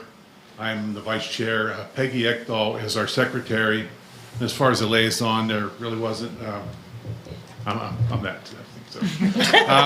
Secondly, apologize, staff never already heard this before, but at the end of our packets, we get the zoning bulletins. And I think a lot of us do read them, and it came to my attention, one is dated Christmas Day. Reuters puts out a zoning bulletin on Christmas Day. And if you've ever seen the Clint Eastwood movie Gran Torino, it involves Clint and Detroit and the Hmong people, which is a Southeast Asian group of people. Well, they're up around the Lake Shasta area of California. There was an issue involving local and state law enforcement, the Hmong people, water trucks without license plates, and illegal cannabis farms. And there was a song a long time ago called I Fought the Law and the Law Won. Well, the conclusion of this is that the Hmong fought the law and the Hmong won. And thirdly, a couple days ago, one of the great baseball humorists and humorists in general of our time, Bob Uecker, passed away. And in 1956, Bob was offered a contract by the Milwaukee, back then the Braves were in Milwaukee Braves, and went home and told his dad, offered a contract for $3,000. And he walked home and told his dad, and he said, his dad was pretty miffed, said the family didn't have $3,000. So they thought it over after a couple of days, and they were able to scrape the money together. And is there any questions? Presented just like Bob Uecker himself? Yeah. No, just, you saw the two actions tonight on the plans approved by Planning Commission. Anything to add beyond? No, Lindsay did a great job. Thanks, Mark. So did liaison also become like an additional duty for the vice chair? Is that what happened somehow? I'm not so sure we discussed that. You're the only one that would put up with us. We didn't discuss it. Maybe that was understood. It was understood. It was understood. Thank you. Lifetime appointment. That takes us to staff, other committee reports. Anything from staff to report on that hasn't been covered? There was just a written report in your packet from Kathy Madison. Oh, I should have called that out, yeah. All right, thanks, Mike.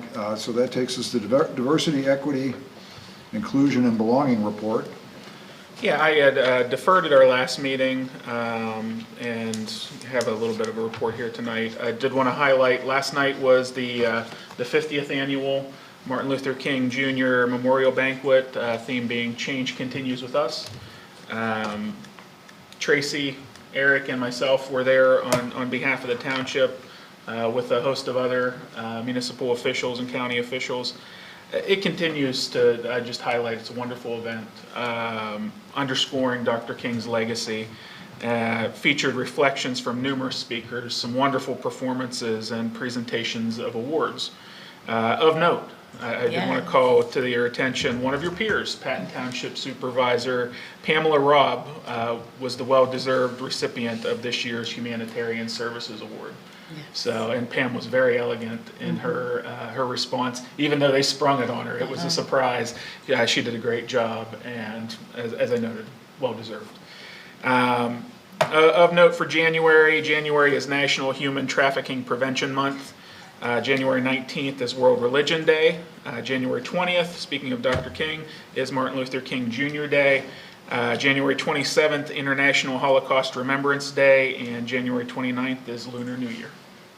And can I add to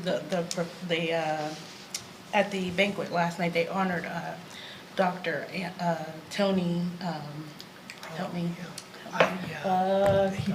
He just passed away. He was a prominent professor at Penn State, and he did Leach.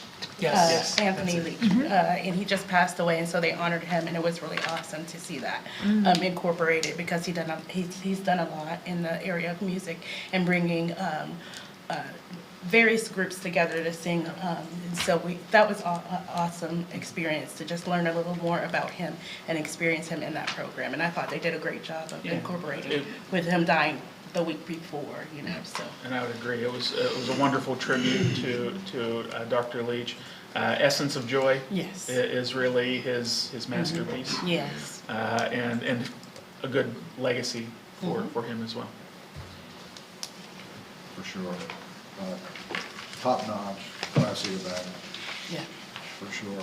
And going back to Pam, I mean, there's people who give, and then there's people who just give. Unconditionally, and she obviously fits that category. All right, then that concludes the reports, takes us to consent agenda. Tonight's consent agenda, the first section, CA1, contains 2 sets of minutes, one from the January 6, 2025 College Township Council reorganization meeting, and then the second set from that same date for the regular College Township Council meeting.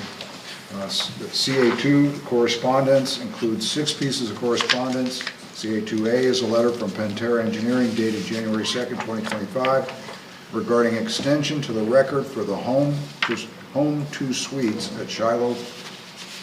Extension to record for the Home 2 Suites and Shiloh preliminary final land development plan. CA2B is a letter from the Tehran Group dated January 4th, 2025 regarding a time extension for the Mount Nittany Manor Land Development Plan. CA2C is a letter from HRG Incorporated dated January 3rd, 2025 regarding a time extension for the PSU 335 Innovation Boulevard at Innovation Park Land Development Plan. CA2D, letter from Stevens and Lee, Counsel for Burkentine Builders dated December 20th, 2024 regarding a time extension for the Crew 814 conditional use and PRD application. CA2E, a letter from the Crossroads Group LLC dated January 8th, 2025 regarding a time extension for the State College VA land development plan. And lastly, CA2F, a letter from Pantera Engineering dated January 8th, 2025, regarding a time extension for the Center Hills Country Club Land Development Plan. And then CA3 contains three items that will be approved upon accepting of the consent agenda. CA3A is a letter from Martin McGann dated January 8th, 2025, regarding the College Township Water Authority. CA3B is email from John Young dated December 30th, 2024, regarding the College Township Industrial Development Authority. And CA3C is a memo from Adam Broombaugh dated January 13th, 2025, regarding appointment of the College Township Finance Director. Would anyone like any of these items pulled for further discussion before we move to accept the consent agenda? Looking to the left, looking to the right. Nothing to pull, but Adam, since there are 6 items in the consent agenda, all requesting a time extension, is that a coincidence, or should we? I think in this case it is, I think it is the result of holiday intervening in a lot of these cases.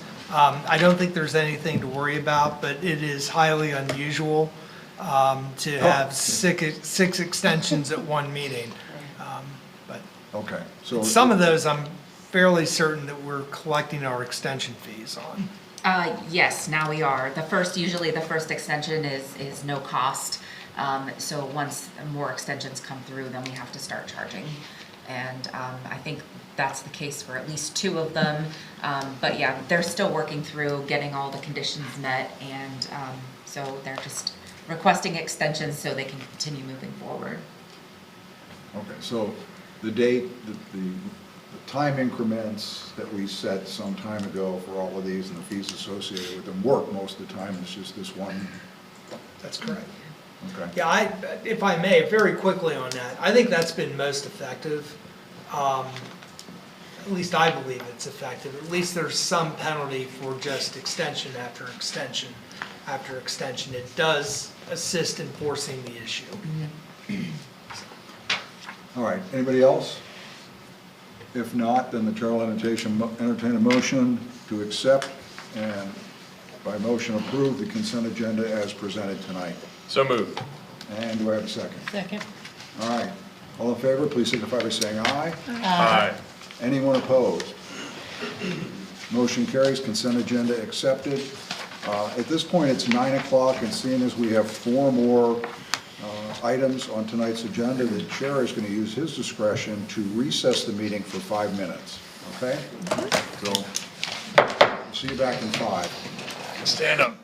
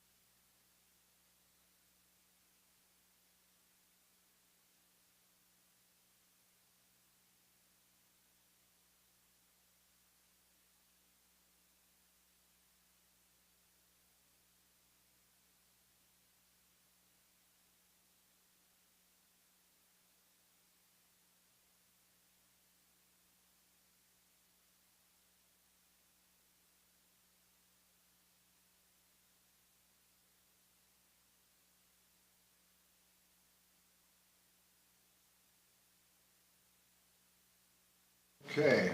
The chair will call back to order tonight's College Township Council meeting. We are now at old business. One old business item, and that is indoor recreation as a conditional use in the industrial district. This is a potential action item to potentially set a public hearing, but before I consider action, Lindsay, do you have anything to update us on since when we last talked about this? I do. Last time, thank you. So at the December 19th meeting, staff presented to council the Planning Commission's recommendation to add indoor recreation facilities as use by right in the general industrial zoning district. Knowing that the original remand that went to PC did indicate that a better way would be a more appropriate use would be a conditional use in the general industrial, because this is an interim zoning change. And to be consistent with the last zoning change we made, which was changing the PRBD to allow for PRDs in multifamily, that was an interim change and it was a conditional use. Because we're going through the zoning update with the form-based code or hybrid code in Dale Summit, we felt like that would make the most sense. So within the remand, there were some options or some conditions or some considerations. And so what staff did was took those into consideration and incorporated them into an ordinance to allow indoor rec facilities as a conditional use in the general industrial zoning district. Some changes that will have to be made, changes to Chapter 87, which is conditional uses, will include the use and set forth those conditions within Chapter 87. And then changes to Chapter 200, which is zoning. We updated the existing definition, and we also added some language to the intent. None of these are really surprises because we had the rezoning analysis that was prepared, months back, and a lot of these things showed up in the analysis. So we do have the ordinance here in front of you. If the council so wishes this evening, barring any additions or deletions to the ordinance, you can, if you feel it's an appropriate time, set a public hearing, and then we can forward, start the rest of the process, like the county's review and, public notification and so forth. So the ordinance is here for you. If you have any questions, I'm here to answer them for you. Okay, thank you, Lindsay. Basically, staff has done what we asked them to do last time we brought this up. Questions for Lindsay? This is a potential action item. We'll need action if we're going to set a public hearing. But before we entertain a motion, anybody have any questions or need further clarification on the ordinance itself or what's being asked tonight? Nothing? Really? Adam, anything else to add? Rich? No, just a de minimis update the signatory for council. Oh, thank you. Yep.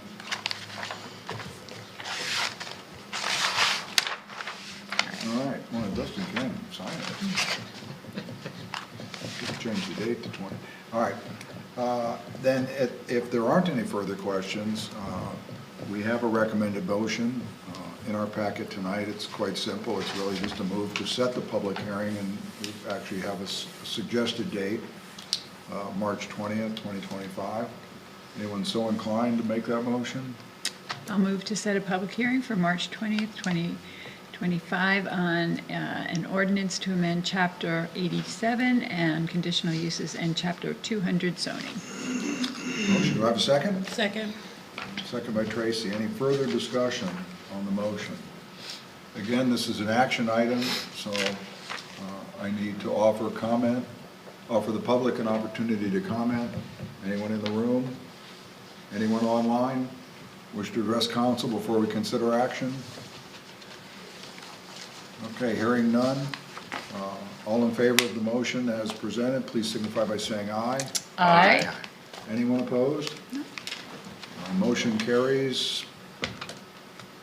Thank you. Public hearing to be set for our March 20th meeting. Right. That concludes old business. That takes us to the first of three items under new business. The first one being NB1, Pennsylvania DEP and State College Regional Airport Settlement, specifically the comment period. We have a memo from Jerry in our packet outlining what he's asking us to do, but you might want to offer a few comments before we consider the action. Yes, so I put together a couple quick slides, and before I run through these, first apologies to everyone who's acronymed out, because we're going back down that rabbit hole. There's 3 on the first slide. I'm not a lawyer. I want to say that as we go through this whole document. I'm not going to break down the document. I'm going to try to stay at the 10,000 foot level to do the background. Yeah. College Township Water Authority has been very aware of this and working with DEP on some of this. State College Borough Water Authority is aware of this, Benner Township and Benner Township Water Authority.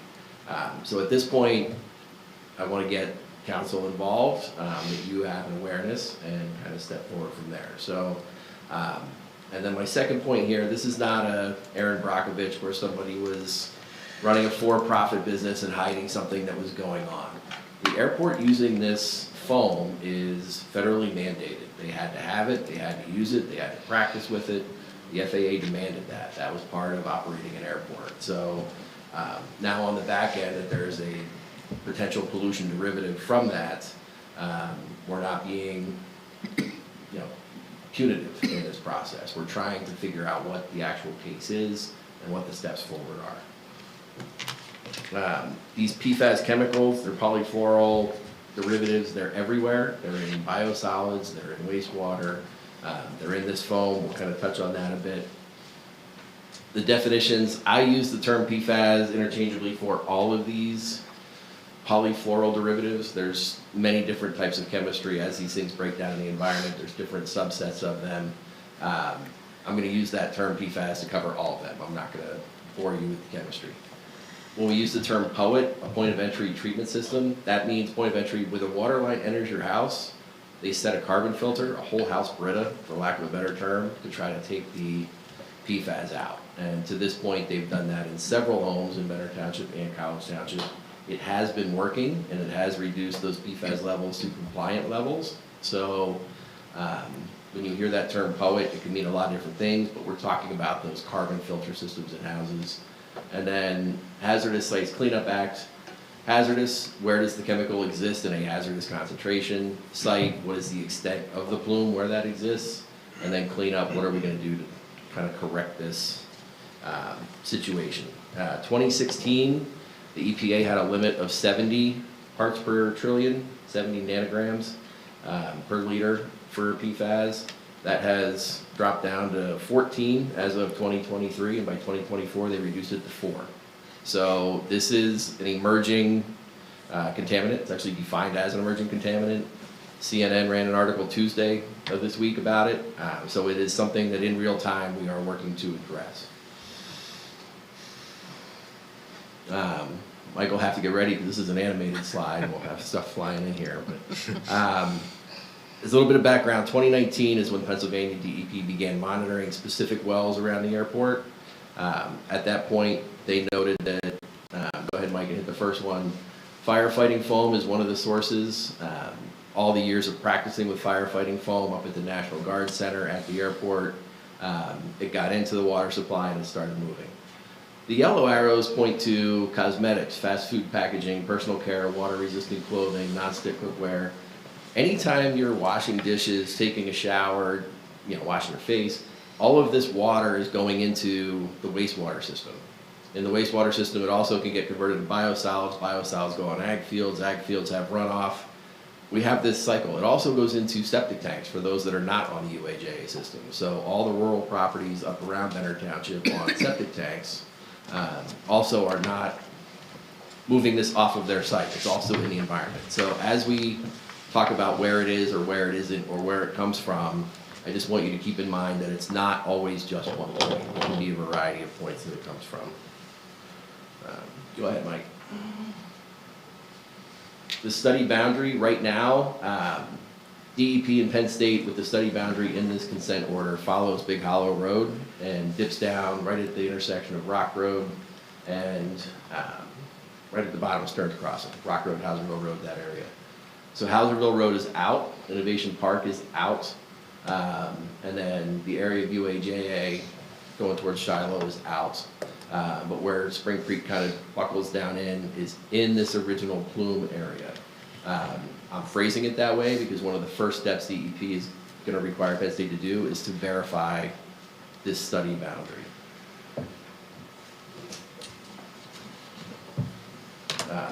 What is the process and what's next?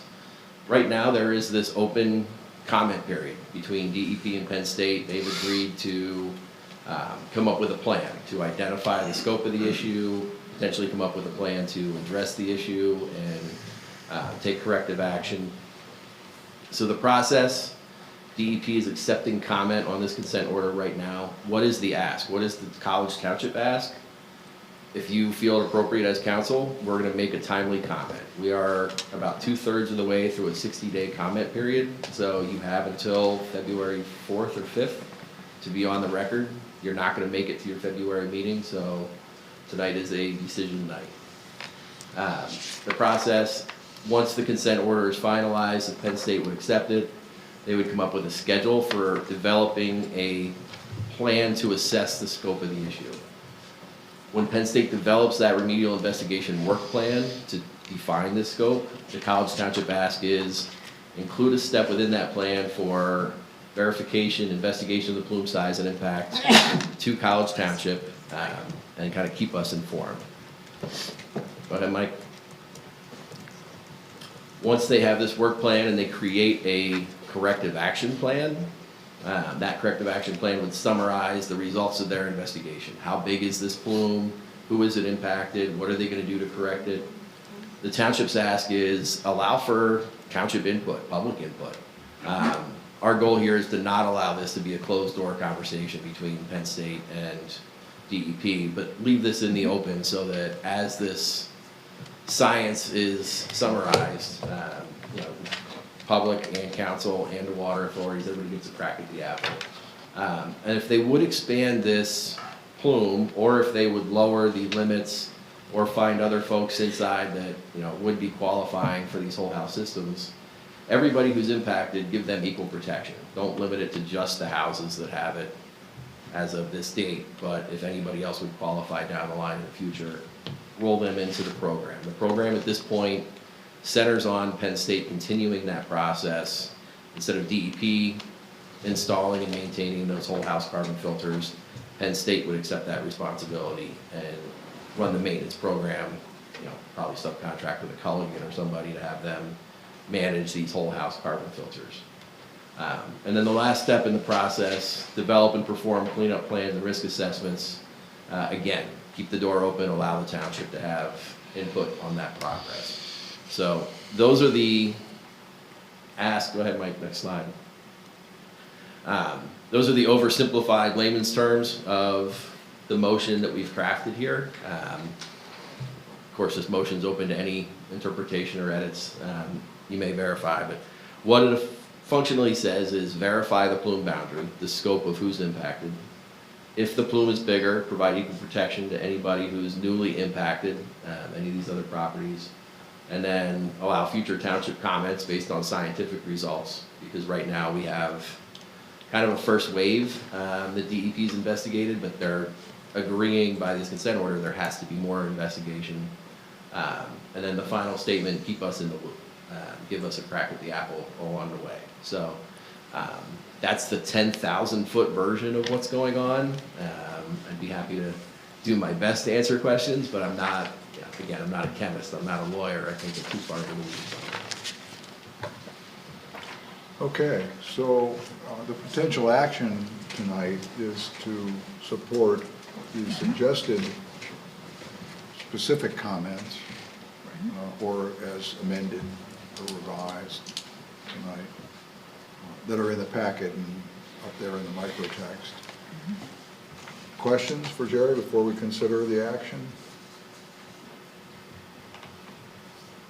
No? Adam? Lindsay, anybody else? The only thing that I would say is, I think that this is a very effective way to keep our foot in the door until we know more.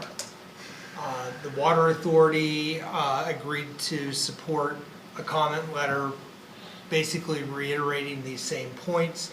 I think it's prudent, given the fact that we do have several College Township residents that have been impacted by the plume that has been identified to this extent, or to this point. I think it's prudent for us to do the same. Again, it's basically, this is not a heavy ask or a heavy lift on the part of DEP and Penn State. The comments are very apropos, and I think that, as I said, it's just a good way for us to stay, as Jerry summarizes in the last bullet there, to keep us in the loop. So I would absolutely recommend to council that we move forward and submit a comment letter. All right. Questions? Second chance at it? The memo from Jerry lists the comments that would be placed into the record. I would suggest that any motion to approve that doesn't need to include the comments. They could simply reference the memo dated December 31st. Jerry's memo, December 31st. So anyone want to take a stab at that? Sure. I'll make a motion to make public comment of record to Pennsylvania DEP within the 60-day comment period, referencing the comments in a memo dated December 31st, 2024. We have a motion, do I have a second? Second? Second by Tracy. Question, Jerry, you said or Adam, one of you said the comments are consistent with what the Water Authority is bringing in. Correct. The Water Authority had a minor adjustment.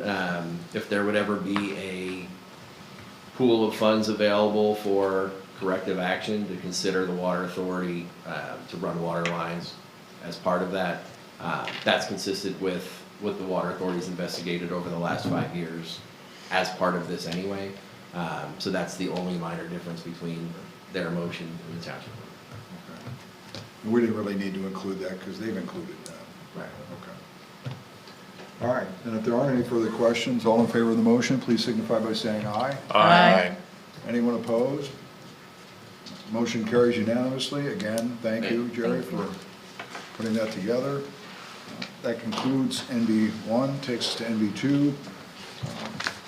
Regional Single-Use Plastics Ordinance discussion.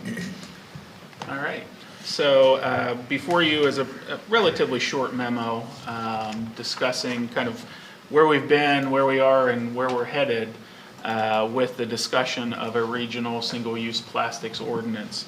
And the question I'm looking for an answer to tonight is your direction, philosophical or otherwise, on whether we should continue to have involvement in these discussions. So let me take a step back first. Back in 21, the COG General Forum approved the Center Region Climate Action and Adaptation Plan, which included a number of recommendations specific to handling waste. Probably most important on the three that I have listed there is encourage reducing waste at its source at the municipal operations, homes, and businesses. So consistent with that work that was done and that plan that was put together, 3 municipalities kind of started out of the gate with some investigations. The elected officials in Ferguson and Patton Townships, as well as State College Borough, directed their staff to begin investigations into the potential for limiting and managing single-use plastics that are entering the waste stream. By mid-2022, those investigations pointed towards the potential for the development of a single-use plastics ordinance, and those 3 municipalities reached out to each of the adjoining municipalities to gauge whether or not they wanted to be part of discussions on a regional level.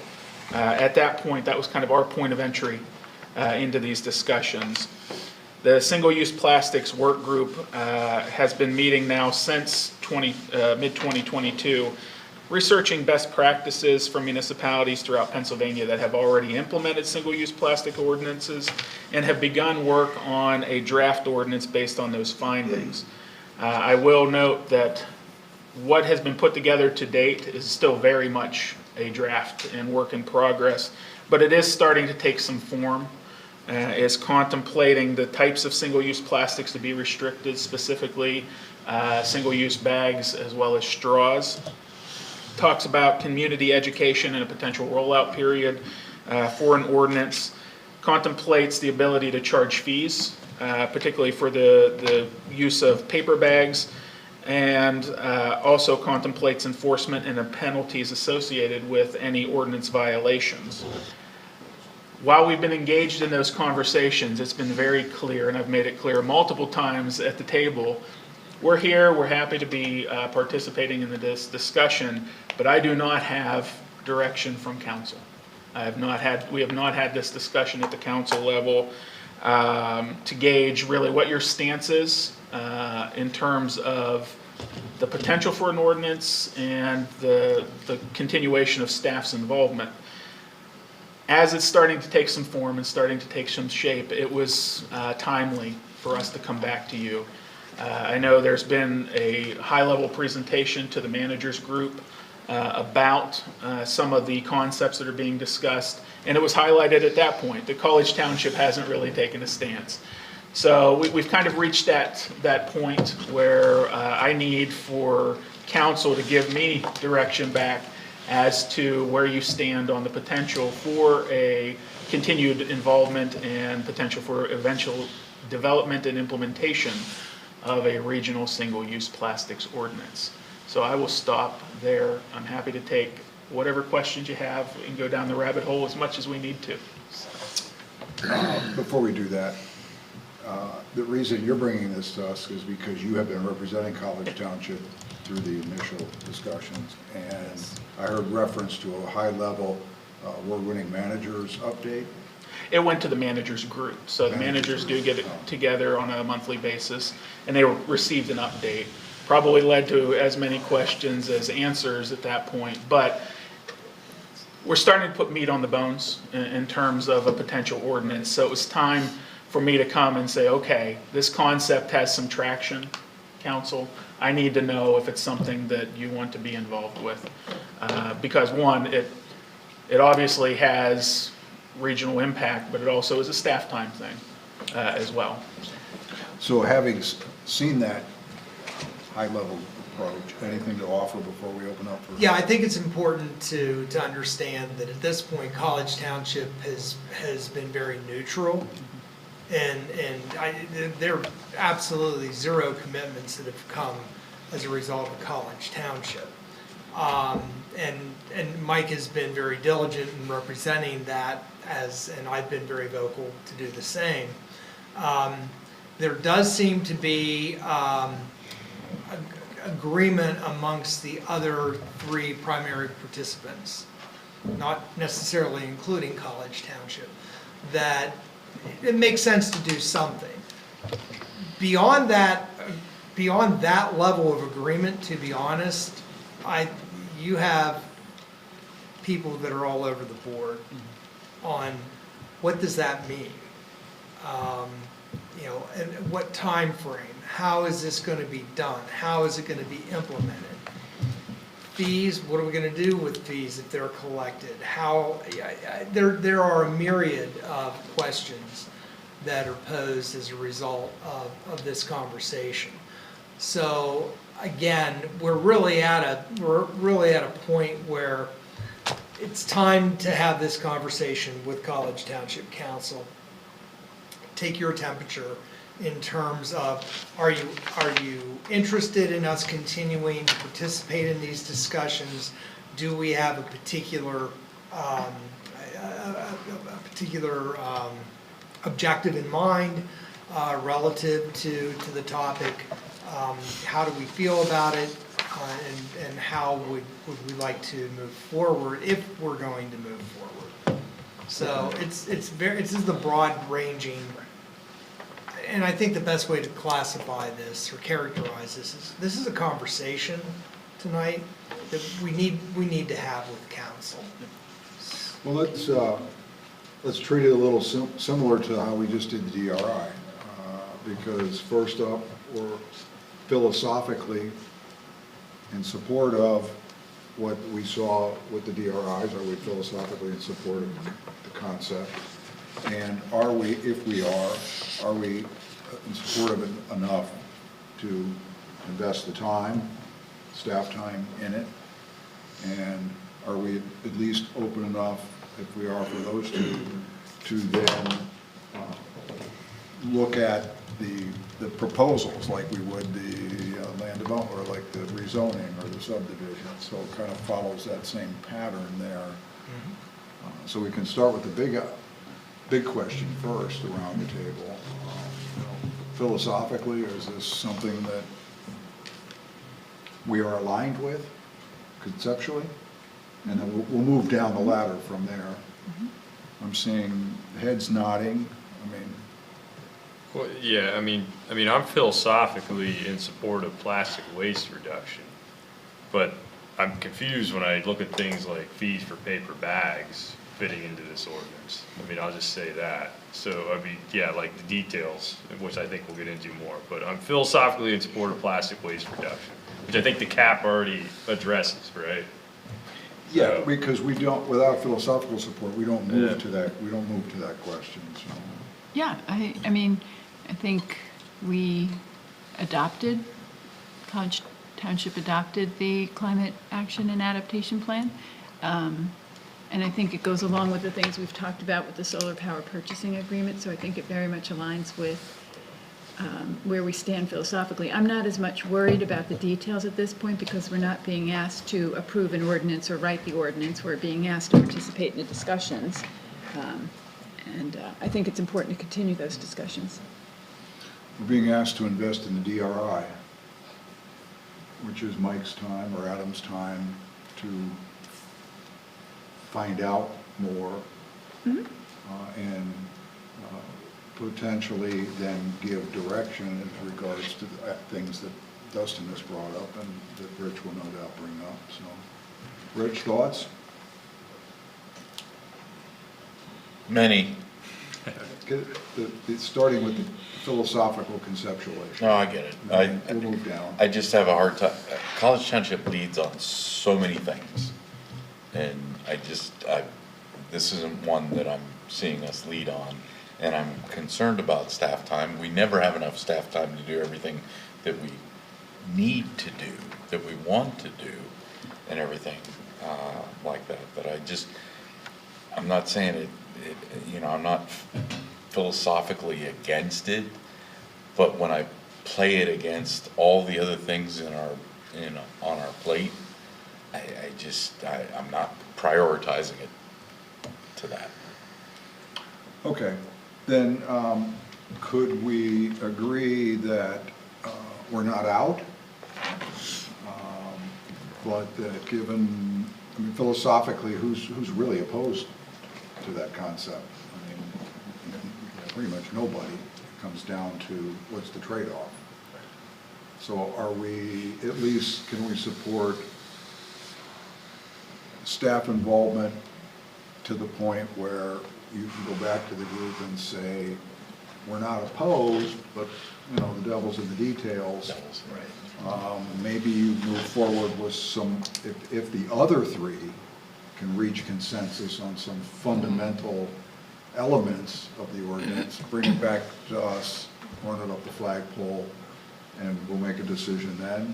I'm trying to reach some kind of compromise consensus here. It's difficult. Because I think, I 100% in the same way like Rich said, because it's like, I feel like I have many questions, but I feel like I don't have enough information to really commit to, that sounds like a good thing to go after, right?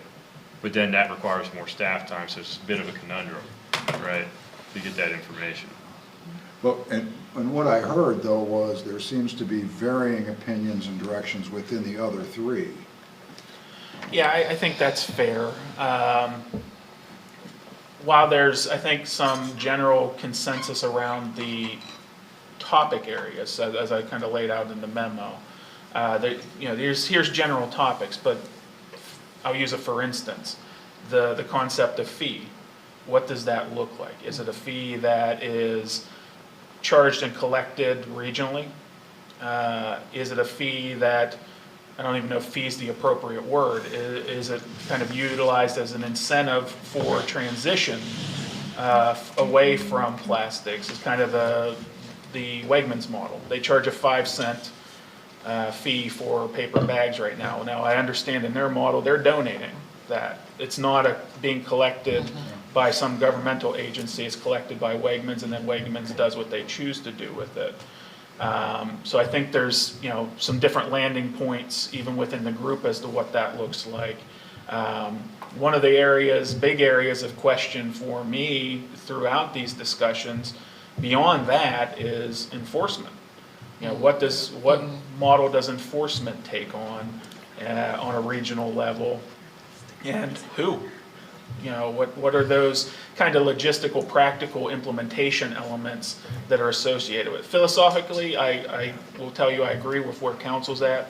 I recognize, single-use plastics in the waste stream is problematic. It's the details that become a problem. There's also a question of when. Right. Is this going to be a regional-esque ordinance that is adopted, that is implemented immediately, or does it take a form of a phase-in period as of January 1st, 2028, to allow for kind of phasing out of the use of single-use plastic bags, et cetera?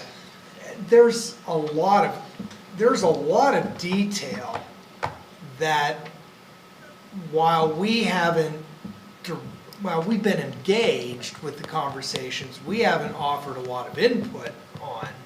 But I can tell you that there is not consensus amongst the other parties at this point about what a lot of this even looks like. If I may.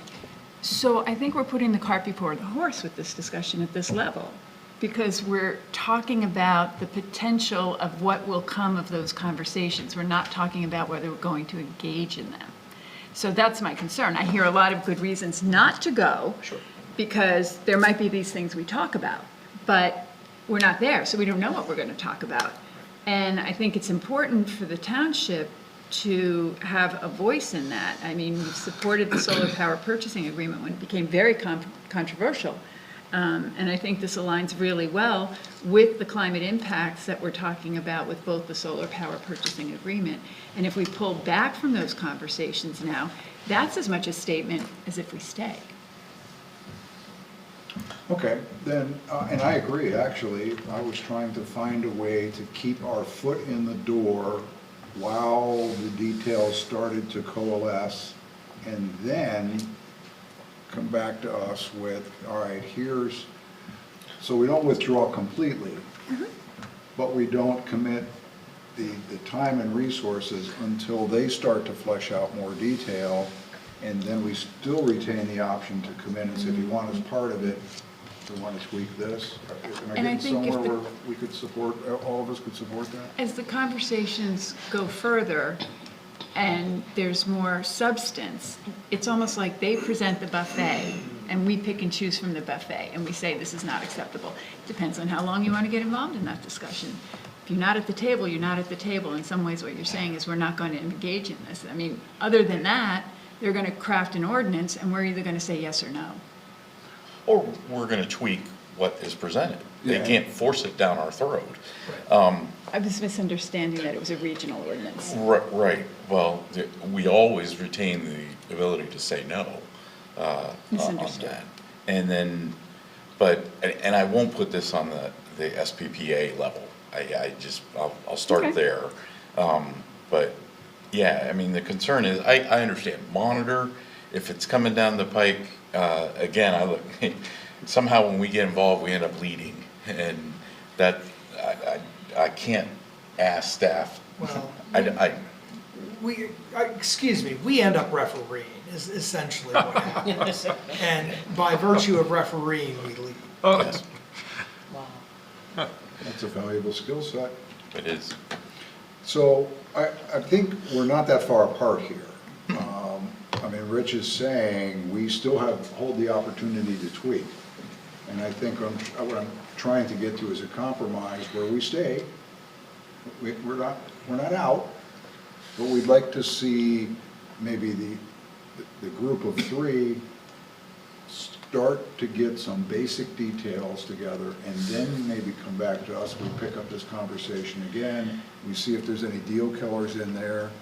We see if they're close enough aligned to where we're at to then reinvest our time.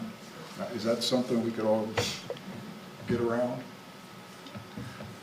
The one thing that I will mention is I believe that the group is pretty solidly in the camp that unless all municipalities that are presently participating in these conversations ultimately choose to move forward with something that is yet to be developed, that it won't work. Well, it's kind of a catch-22, too. You know, you can't really commit to something that you don't know, other than what we're doing tonight, which is... Yeah, and Mike can speak to the amount of time that he's, in terms of, the meetings aren't that frequent. right. We're not engaged in the actual crafting of language at this point in time. We're there to observe and to understand and to take notes. And you'd have to speak, Mike, Sure. directly to the burden that places on you. Right now, it's not a heavy lift. Most of the work at this point is being handled out of borough staff. And they're using the working group as kind of a vetting organization at this point. I see that gradually ramping up as we start to get into some of these hard questions, which is one of the reasons it's coming back for you. Before we start ramping up to answer hard questions, is there a question to even answer? And from what I heard tonight is, yeah, let's stay at the table, let's keep an involvement. And it's just going to be one of those things that, quite honestly, meeting to meeting, that I'll probably have to gauge where we're at in terms of investment of time. Right now, it's not a heavy lift. You know, we're meeting every couple months, kind of a thing. You know, usually an hour or 2 hour meeting. But to answer the hard questions that we're bumping up against now, I think the investment does start to ramp up. But in order for you to be able to have an informed discussion on what this ultimately looks like, we're probably going to have to do that. I see it starting to take shape. That's why I wanted to bring it back around to you, is okay, before we start investing more time and effort into this, make sure that I'm doing something that's not taking us down a path we don't want to go down. Well, that could be your response to the committee. I mean, couldn't it? Is that something we could all support, is to go back and say, we're not out, We're not leading. but we're not, yeah. We're not out, but we're not leading. But, you know, we could conceivably Or support. refereeing. We're refereeing. Yeah. Let them do the heavy lifting for now, and like I said, you know, present the buffet. And to your point, Rich, which I didn't understand the technicality of it, so I appreciate your making that clear. If that's something we do on our own, we let them do some of the lessons learned, and we take that back and we do it the way we would do it appropriately in our township. I Let them just do think the of work. how many ordinances we've implemented, and then amazingly, they show up in other municipalities. Workforce housing, anyone? All right, is that enough direction? Yeah, I think I'm in it, but I just, well, like, I kind of call out the fact that if we don't all do it, it's not gonna work. Well, Harris isn't part of it, so. And they've been asked to Yeah. come back in. So, Well, and is that a line in the sand now, or is that a hypothetical line that will be asked to cross at some point? It doesn't sound like it's a line we have to face now. It's a hypothetical. But yeah, I mean, I'm sorry, but I'm in support of that. Yeah, that just didn't seem right. Okay. Yeah, I mean, we have numerous examples. The one that really sticks in my craw, I guess, is the riparian buffer. We spent all that time Right. on that. We didn't adopt it.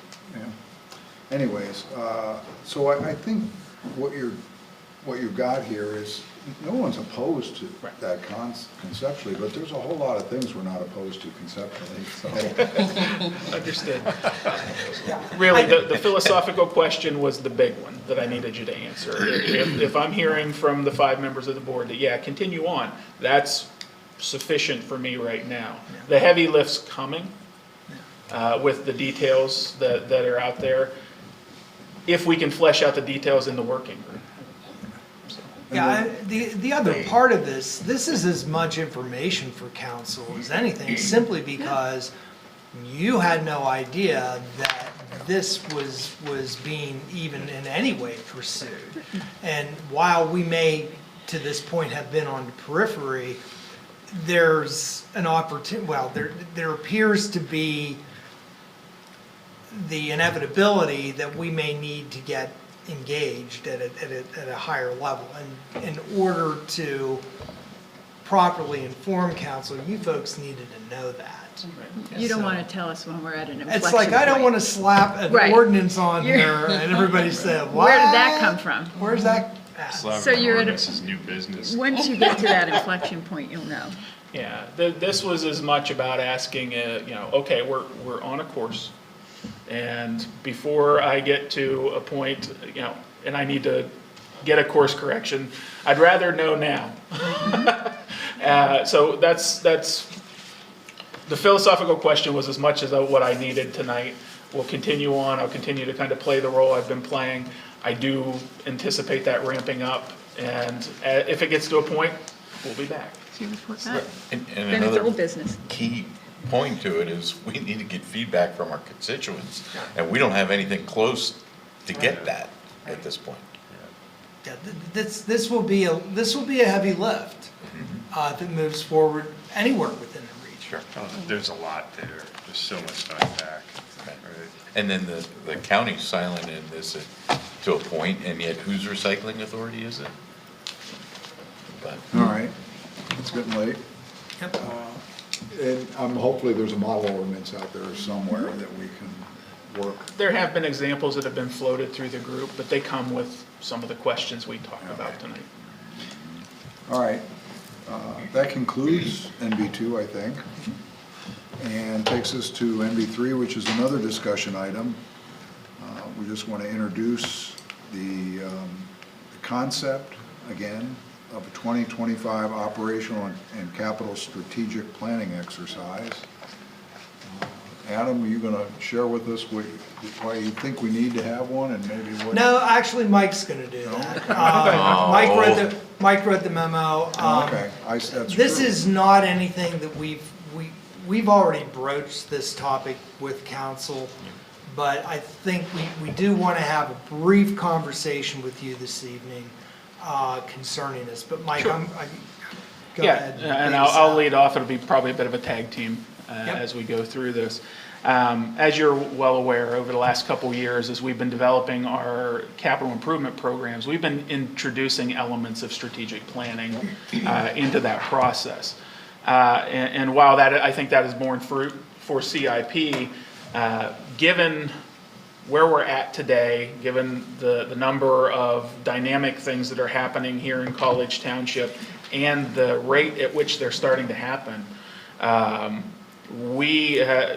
and I, in talking through this, have come to the recognition that a more intensive effort is probably required at this point to talk about operational elements as much as capital.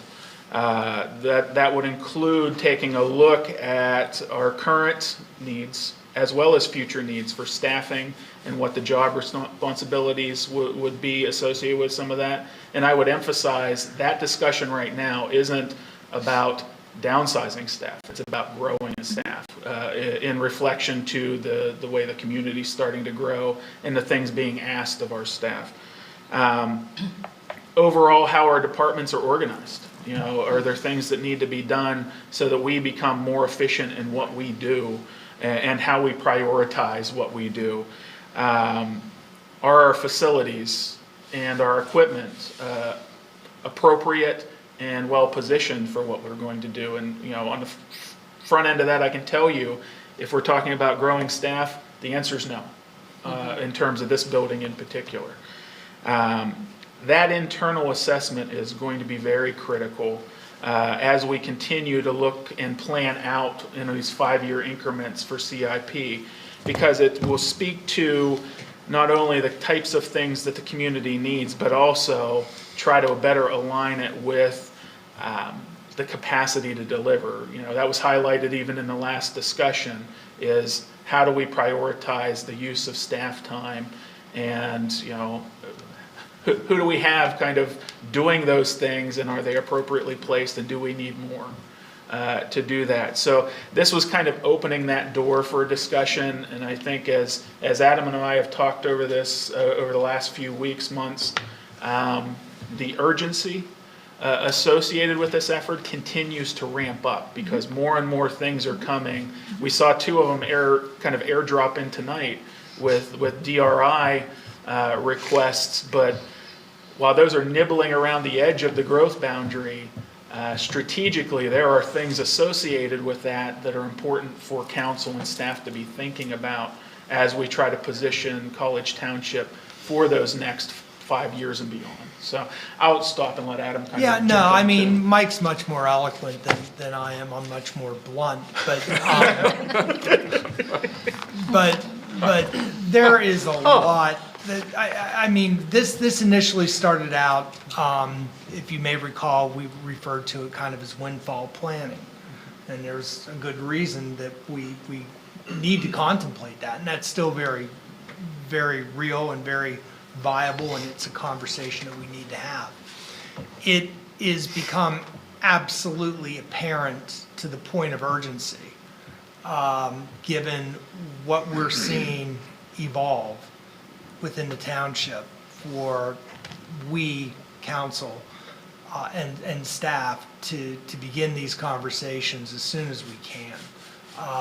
There are some personnel needs that we have to address, and there are some situations that we need to discuss in terms of how they are going to impact our ability to complete the mission that we actually have. You know, we, again, using tonight's meeting as an example, you know, these things weren't on the radar really until the middle of last week. Things are evolving quite rapidly, and there are other situations. Susan spoke to one tonight as part of one of her ABC report, her council liaison reports. There are things that are happening that, quite frankly, we didn't anticipate happening at this particular juncture. And because of that, we need to have some pretty urgent conversations with council and work together towards some solutions. And I think that frankly, I think that we're prepared to begin those as soon as practicable. So that, again, this isn't an emergency situation, but it's very clear to both Mike and I that, and to people like Lindsay and Dawn and Amy and Mark as well, that there are things that continue to occur here within the township on a rapidly increasing basis that is far outstripping our ability to keep up. And we have got to figure this out. And in order to do that properly, we need to engage council. So that's really what I believe that this is about. And it's something that we need to try to find some time within the next few weeks to begin that process. Okay. Before we open it up, I think there's enough meat on the bone here to move forward with the concept that if, assuming we're all in agreement here, does staff have a proposed meeting timeline format to get this off the ground? Because I would offer that if there's anybody here who disagrees that we need to invest the time, you can express that disagreement at the first meeting. But I think we're all, anybody who's paid any attention, it'd be pretty hard to disagree with the need to at least get together, start having this discussion. So any thoughts, have you thought far enough ahead to say we ought to set this as a workshop session? I mean, Yeah, I think we're leaning into, at least initially, a work session with council to have some discussions on, probably right out the gate, where we're at currently, things that are in the pipeline, and what we need to do, most likely to right-size the staff complement to meet that moment.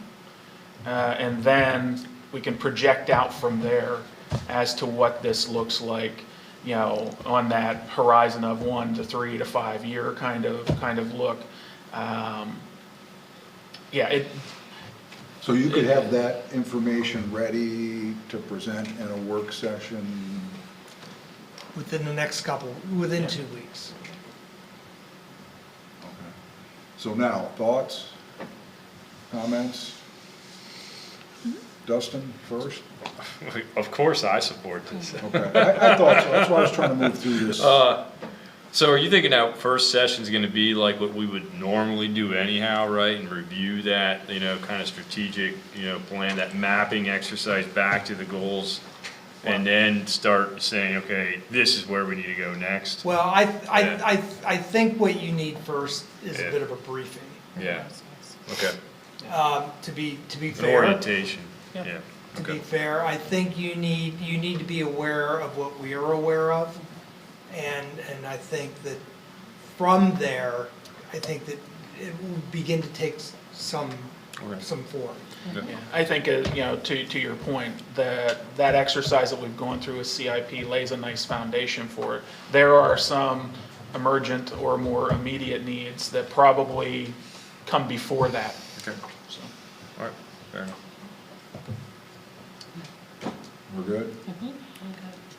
Susan? Yeah, I'm glad you're bringing this up, because quite honestly, there are times I don't think I'm aware of some of the things that are actually happening for you at the staff level that maybe would help to know as a council member what is happening. Not because I think you hide it, but because you have so much to do that you don't have time to come and talk about it, present it. So I appreciate that. The first thing I asked you when I met with both of you the very first day was, do we have a strategic plan? And we didn't, and I understand why now. So I really appreciate it. And I've done the strategic planning work with Carrie Miller and the CTIDA, and had a chance to see firsthand how transformative the work has been. And we're not even finished with the work, but the conversations have been good, and figuring out those priorities, it's really important. So, I mean, just getting hit tonight with almost all of our DRI light, you know, requests in a short period of time, when we have other things to think about over the next 5 years in the Dale Summit. Used our whole quota in one We meeting. did. So, Hey, anyway. first come, first served. Yeah, but you know, that's a default position, not the position we took I'm into. just I know teasing. I know, but you see what I'm saying, though. It's important to me, so thank No, you. and to emphasize your point, you know, who 2 months ago, we didn't have any idea these were coming. Right. So, Rich, thoughts? Can we commit the time? Nah. Yeah. Now he's doing 4 meetings a week consistently. Not with this fog responsibility. Heck with that day job. No, yeah, whatever's needed. Help us, help you. So, Doodle poll, something in yeah, that? that's where I was going. We'll get a doodle poll together. Within a couple of weeks, we'll hit some dates in that 2-3 week period, so that we have options, so we can get together. The only thing that I would ask, is there a preference? Do people prefer an evening meeting as opposed to something during the day That's a over good lunch. question. Yeah, I let's get know that. Susan's got Wednesday's work, but I don't think others have particular days that work best. Actually, for Wednesdays them. work pretty darn good for me, too. So Yeah. what I'm hearing is, are you saying your availability daytime Wednesday? Yes, most of the time. if I'm- Is there anybody else who has daytime availability? With proper notice, they Yeah. shuffle Yeah, Will that's- that work for you? yeah. Like over My boss lunch? is pretty Or lean. would you prefer evening? Should we rule out daytime? No, can do overnight. It's just I have a new employee and I've been training him. Okay. But out of the daytime window, lunch is the best time? Yes. Well, we must be fed. Asking for a friend. And I would say I am locked in Monday, Tuesday, and Thursday because it's patient schedules. I can't Okay. switch those at all. So let's start with some middays, and if you want to throw some evenings in there in case we Okay. can't settle on that. All right, that's great. I'll work with Katie and we'll pull one of those together and get it out to you probably, no later than early next week, maybe even as early as tomorrow. Yeah, I mean, obviously, right, we just have the COG committee meetings to contend with midday, right? Understood. Yeah, we'll do our best to dance around those. There are a lot of parallels between this and what I went through in my career. I mean, you wear that badge of honor, mean and lean, for so long until it beats you in the ground and you cannot meet the needs of your constituents. And then it's no longer a badge of honor, it's an albatross. Right. Yeah, this was identified on the horizon, but the horizon. I should say lean and mean, not mean and lean. Lean and mean. No, you're mean. We had identified these conversations, these situations as being on the horizon. That's changed. Well, the horizon's moved up. Yeah, exactly. Stuff happened. Yep. Okay, All thank right, you. Enough direction there? Absolutely, thank you very much. All right, that concludes new business, and that takes us to our full-color staff informatives menu. Is the color new, or have I just been colorblind all these years? No. I don't know, because mine's in black and white. Mine too. so- Our printers both. No, wait a minute. No, it's just Dustin's. All right, anything staff needs to add to that? Offer up questions, Rich? Under staff informatives, if the manager could put his College Township Water Authority hat on and just a little bit of information on Center Concrete. Right. Years ago, Center Concrete had toyed with the idea of utilizing beneficial reuse water for the purpose of, Making using concrete. it in making concrete, right. And they had actually done a trial test utilizing beneficial reuse water. That never produced any results. They chose not to move forward at that time because the warmth of the UAJA water was not conducive to the type of mixes that were being used. That has since, and that was probably 10 plus years ago that happened. That has now come back around, and there is some renewed interest on the part of Center Concrete of utilizing beneficial reuse water for the same purpose. It remains to be seen if in fact they will do it, but the agreement that we're working on with UAJA has to do with the appropriate remuneration to the College Township Water Authority should they do that. Beneficial reuse, UAJA may or may not, at their discretion, charge for it. That's entirely their decisions what they do with it. College Township Water has staked out a claim early on in the life of beneficial reuse that because of the potential of UAJA serving existing College Township customers, and because of the way that the College Township Water Authority is funded, that we can't afford to lose revenue based on our pumping and purification costs, given the fact that we have bondholders and we have debt. And that debt is basically secured by the number of customers that we have. Right, by the ratepayers. So we have long held, and we do have agreements that basically stipulate that if in fact UAJA does serve an existing College Township Council customer, that in fact UAJA reimburses us the costs that we otherwise would receive. And that agreement has worked very well. Cintas, for example, used to be a College Township Water Authority customer. They still are for potable purposes, but for washing, uniforms, things like that, they basically utilize beneficial reuse water. It's a perfectly acceptable alternative. I have no idea if it's cost effective for them, but it must be because they continue to do that. But we receive that revenue that we would otherwise have received had they stayed a College Township Water Authority customer. This is an extension of that with a slight twist because of the volume of water that is utilized by Center Concrete.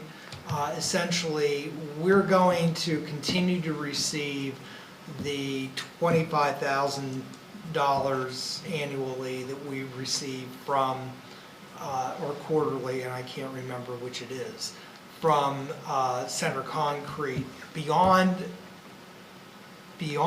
that amount of water that's used, UAJA would be able to supply them. They could supply them with all their water, up to 25,000 gallons.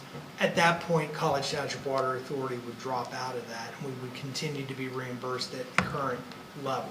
So that's what this, if that answers your question, it's probably more than you wanted to know. No, it's good stuff, because I can see, I mean, concrete is formulaic, and similar to the Penn State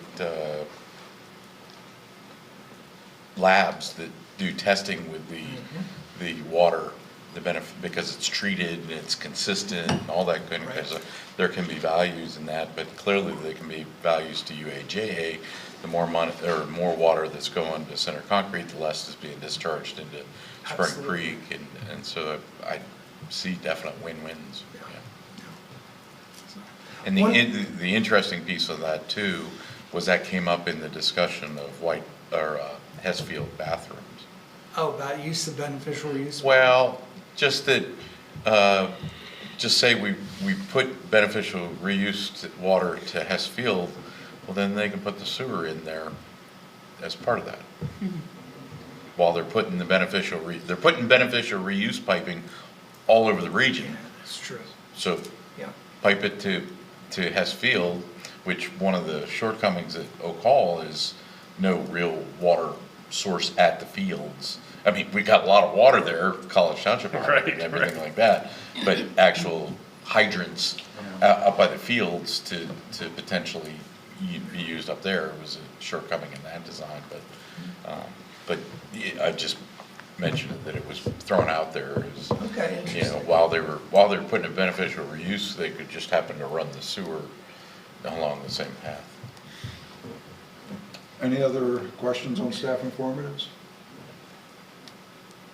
Anything to talk about under other matters? Real quick, I neglected to say as part of the manager's update that the College Township Water Authority did agree to participate in the SPPA at the, I believe it's the 60% level. Good for that. Yep. I'm impressed. Cool. Eric, actually, I did have one other quick note. Right before the new year, I sent out an email to council announcing a grant award. Chair did ask that we prepare a couple thank you notes to our representative and our neighboring representative. I just wanted to make council aware of that. I didn't have it prepared for tonight's agenda, but just so you're aware that we're going to be working on sending a letter of thanks to both of those representatives for their work to help bring that grant to fruition here. Should hopefully show up in the consent agenda next meeting. Yep. All right, anything else? Last call for other matters or anything under that? All right, then it's call for adjourn. Do we have a call for adjourn? So moved. So moved. We're adjourned. Thank you.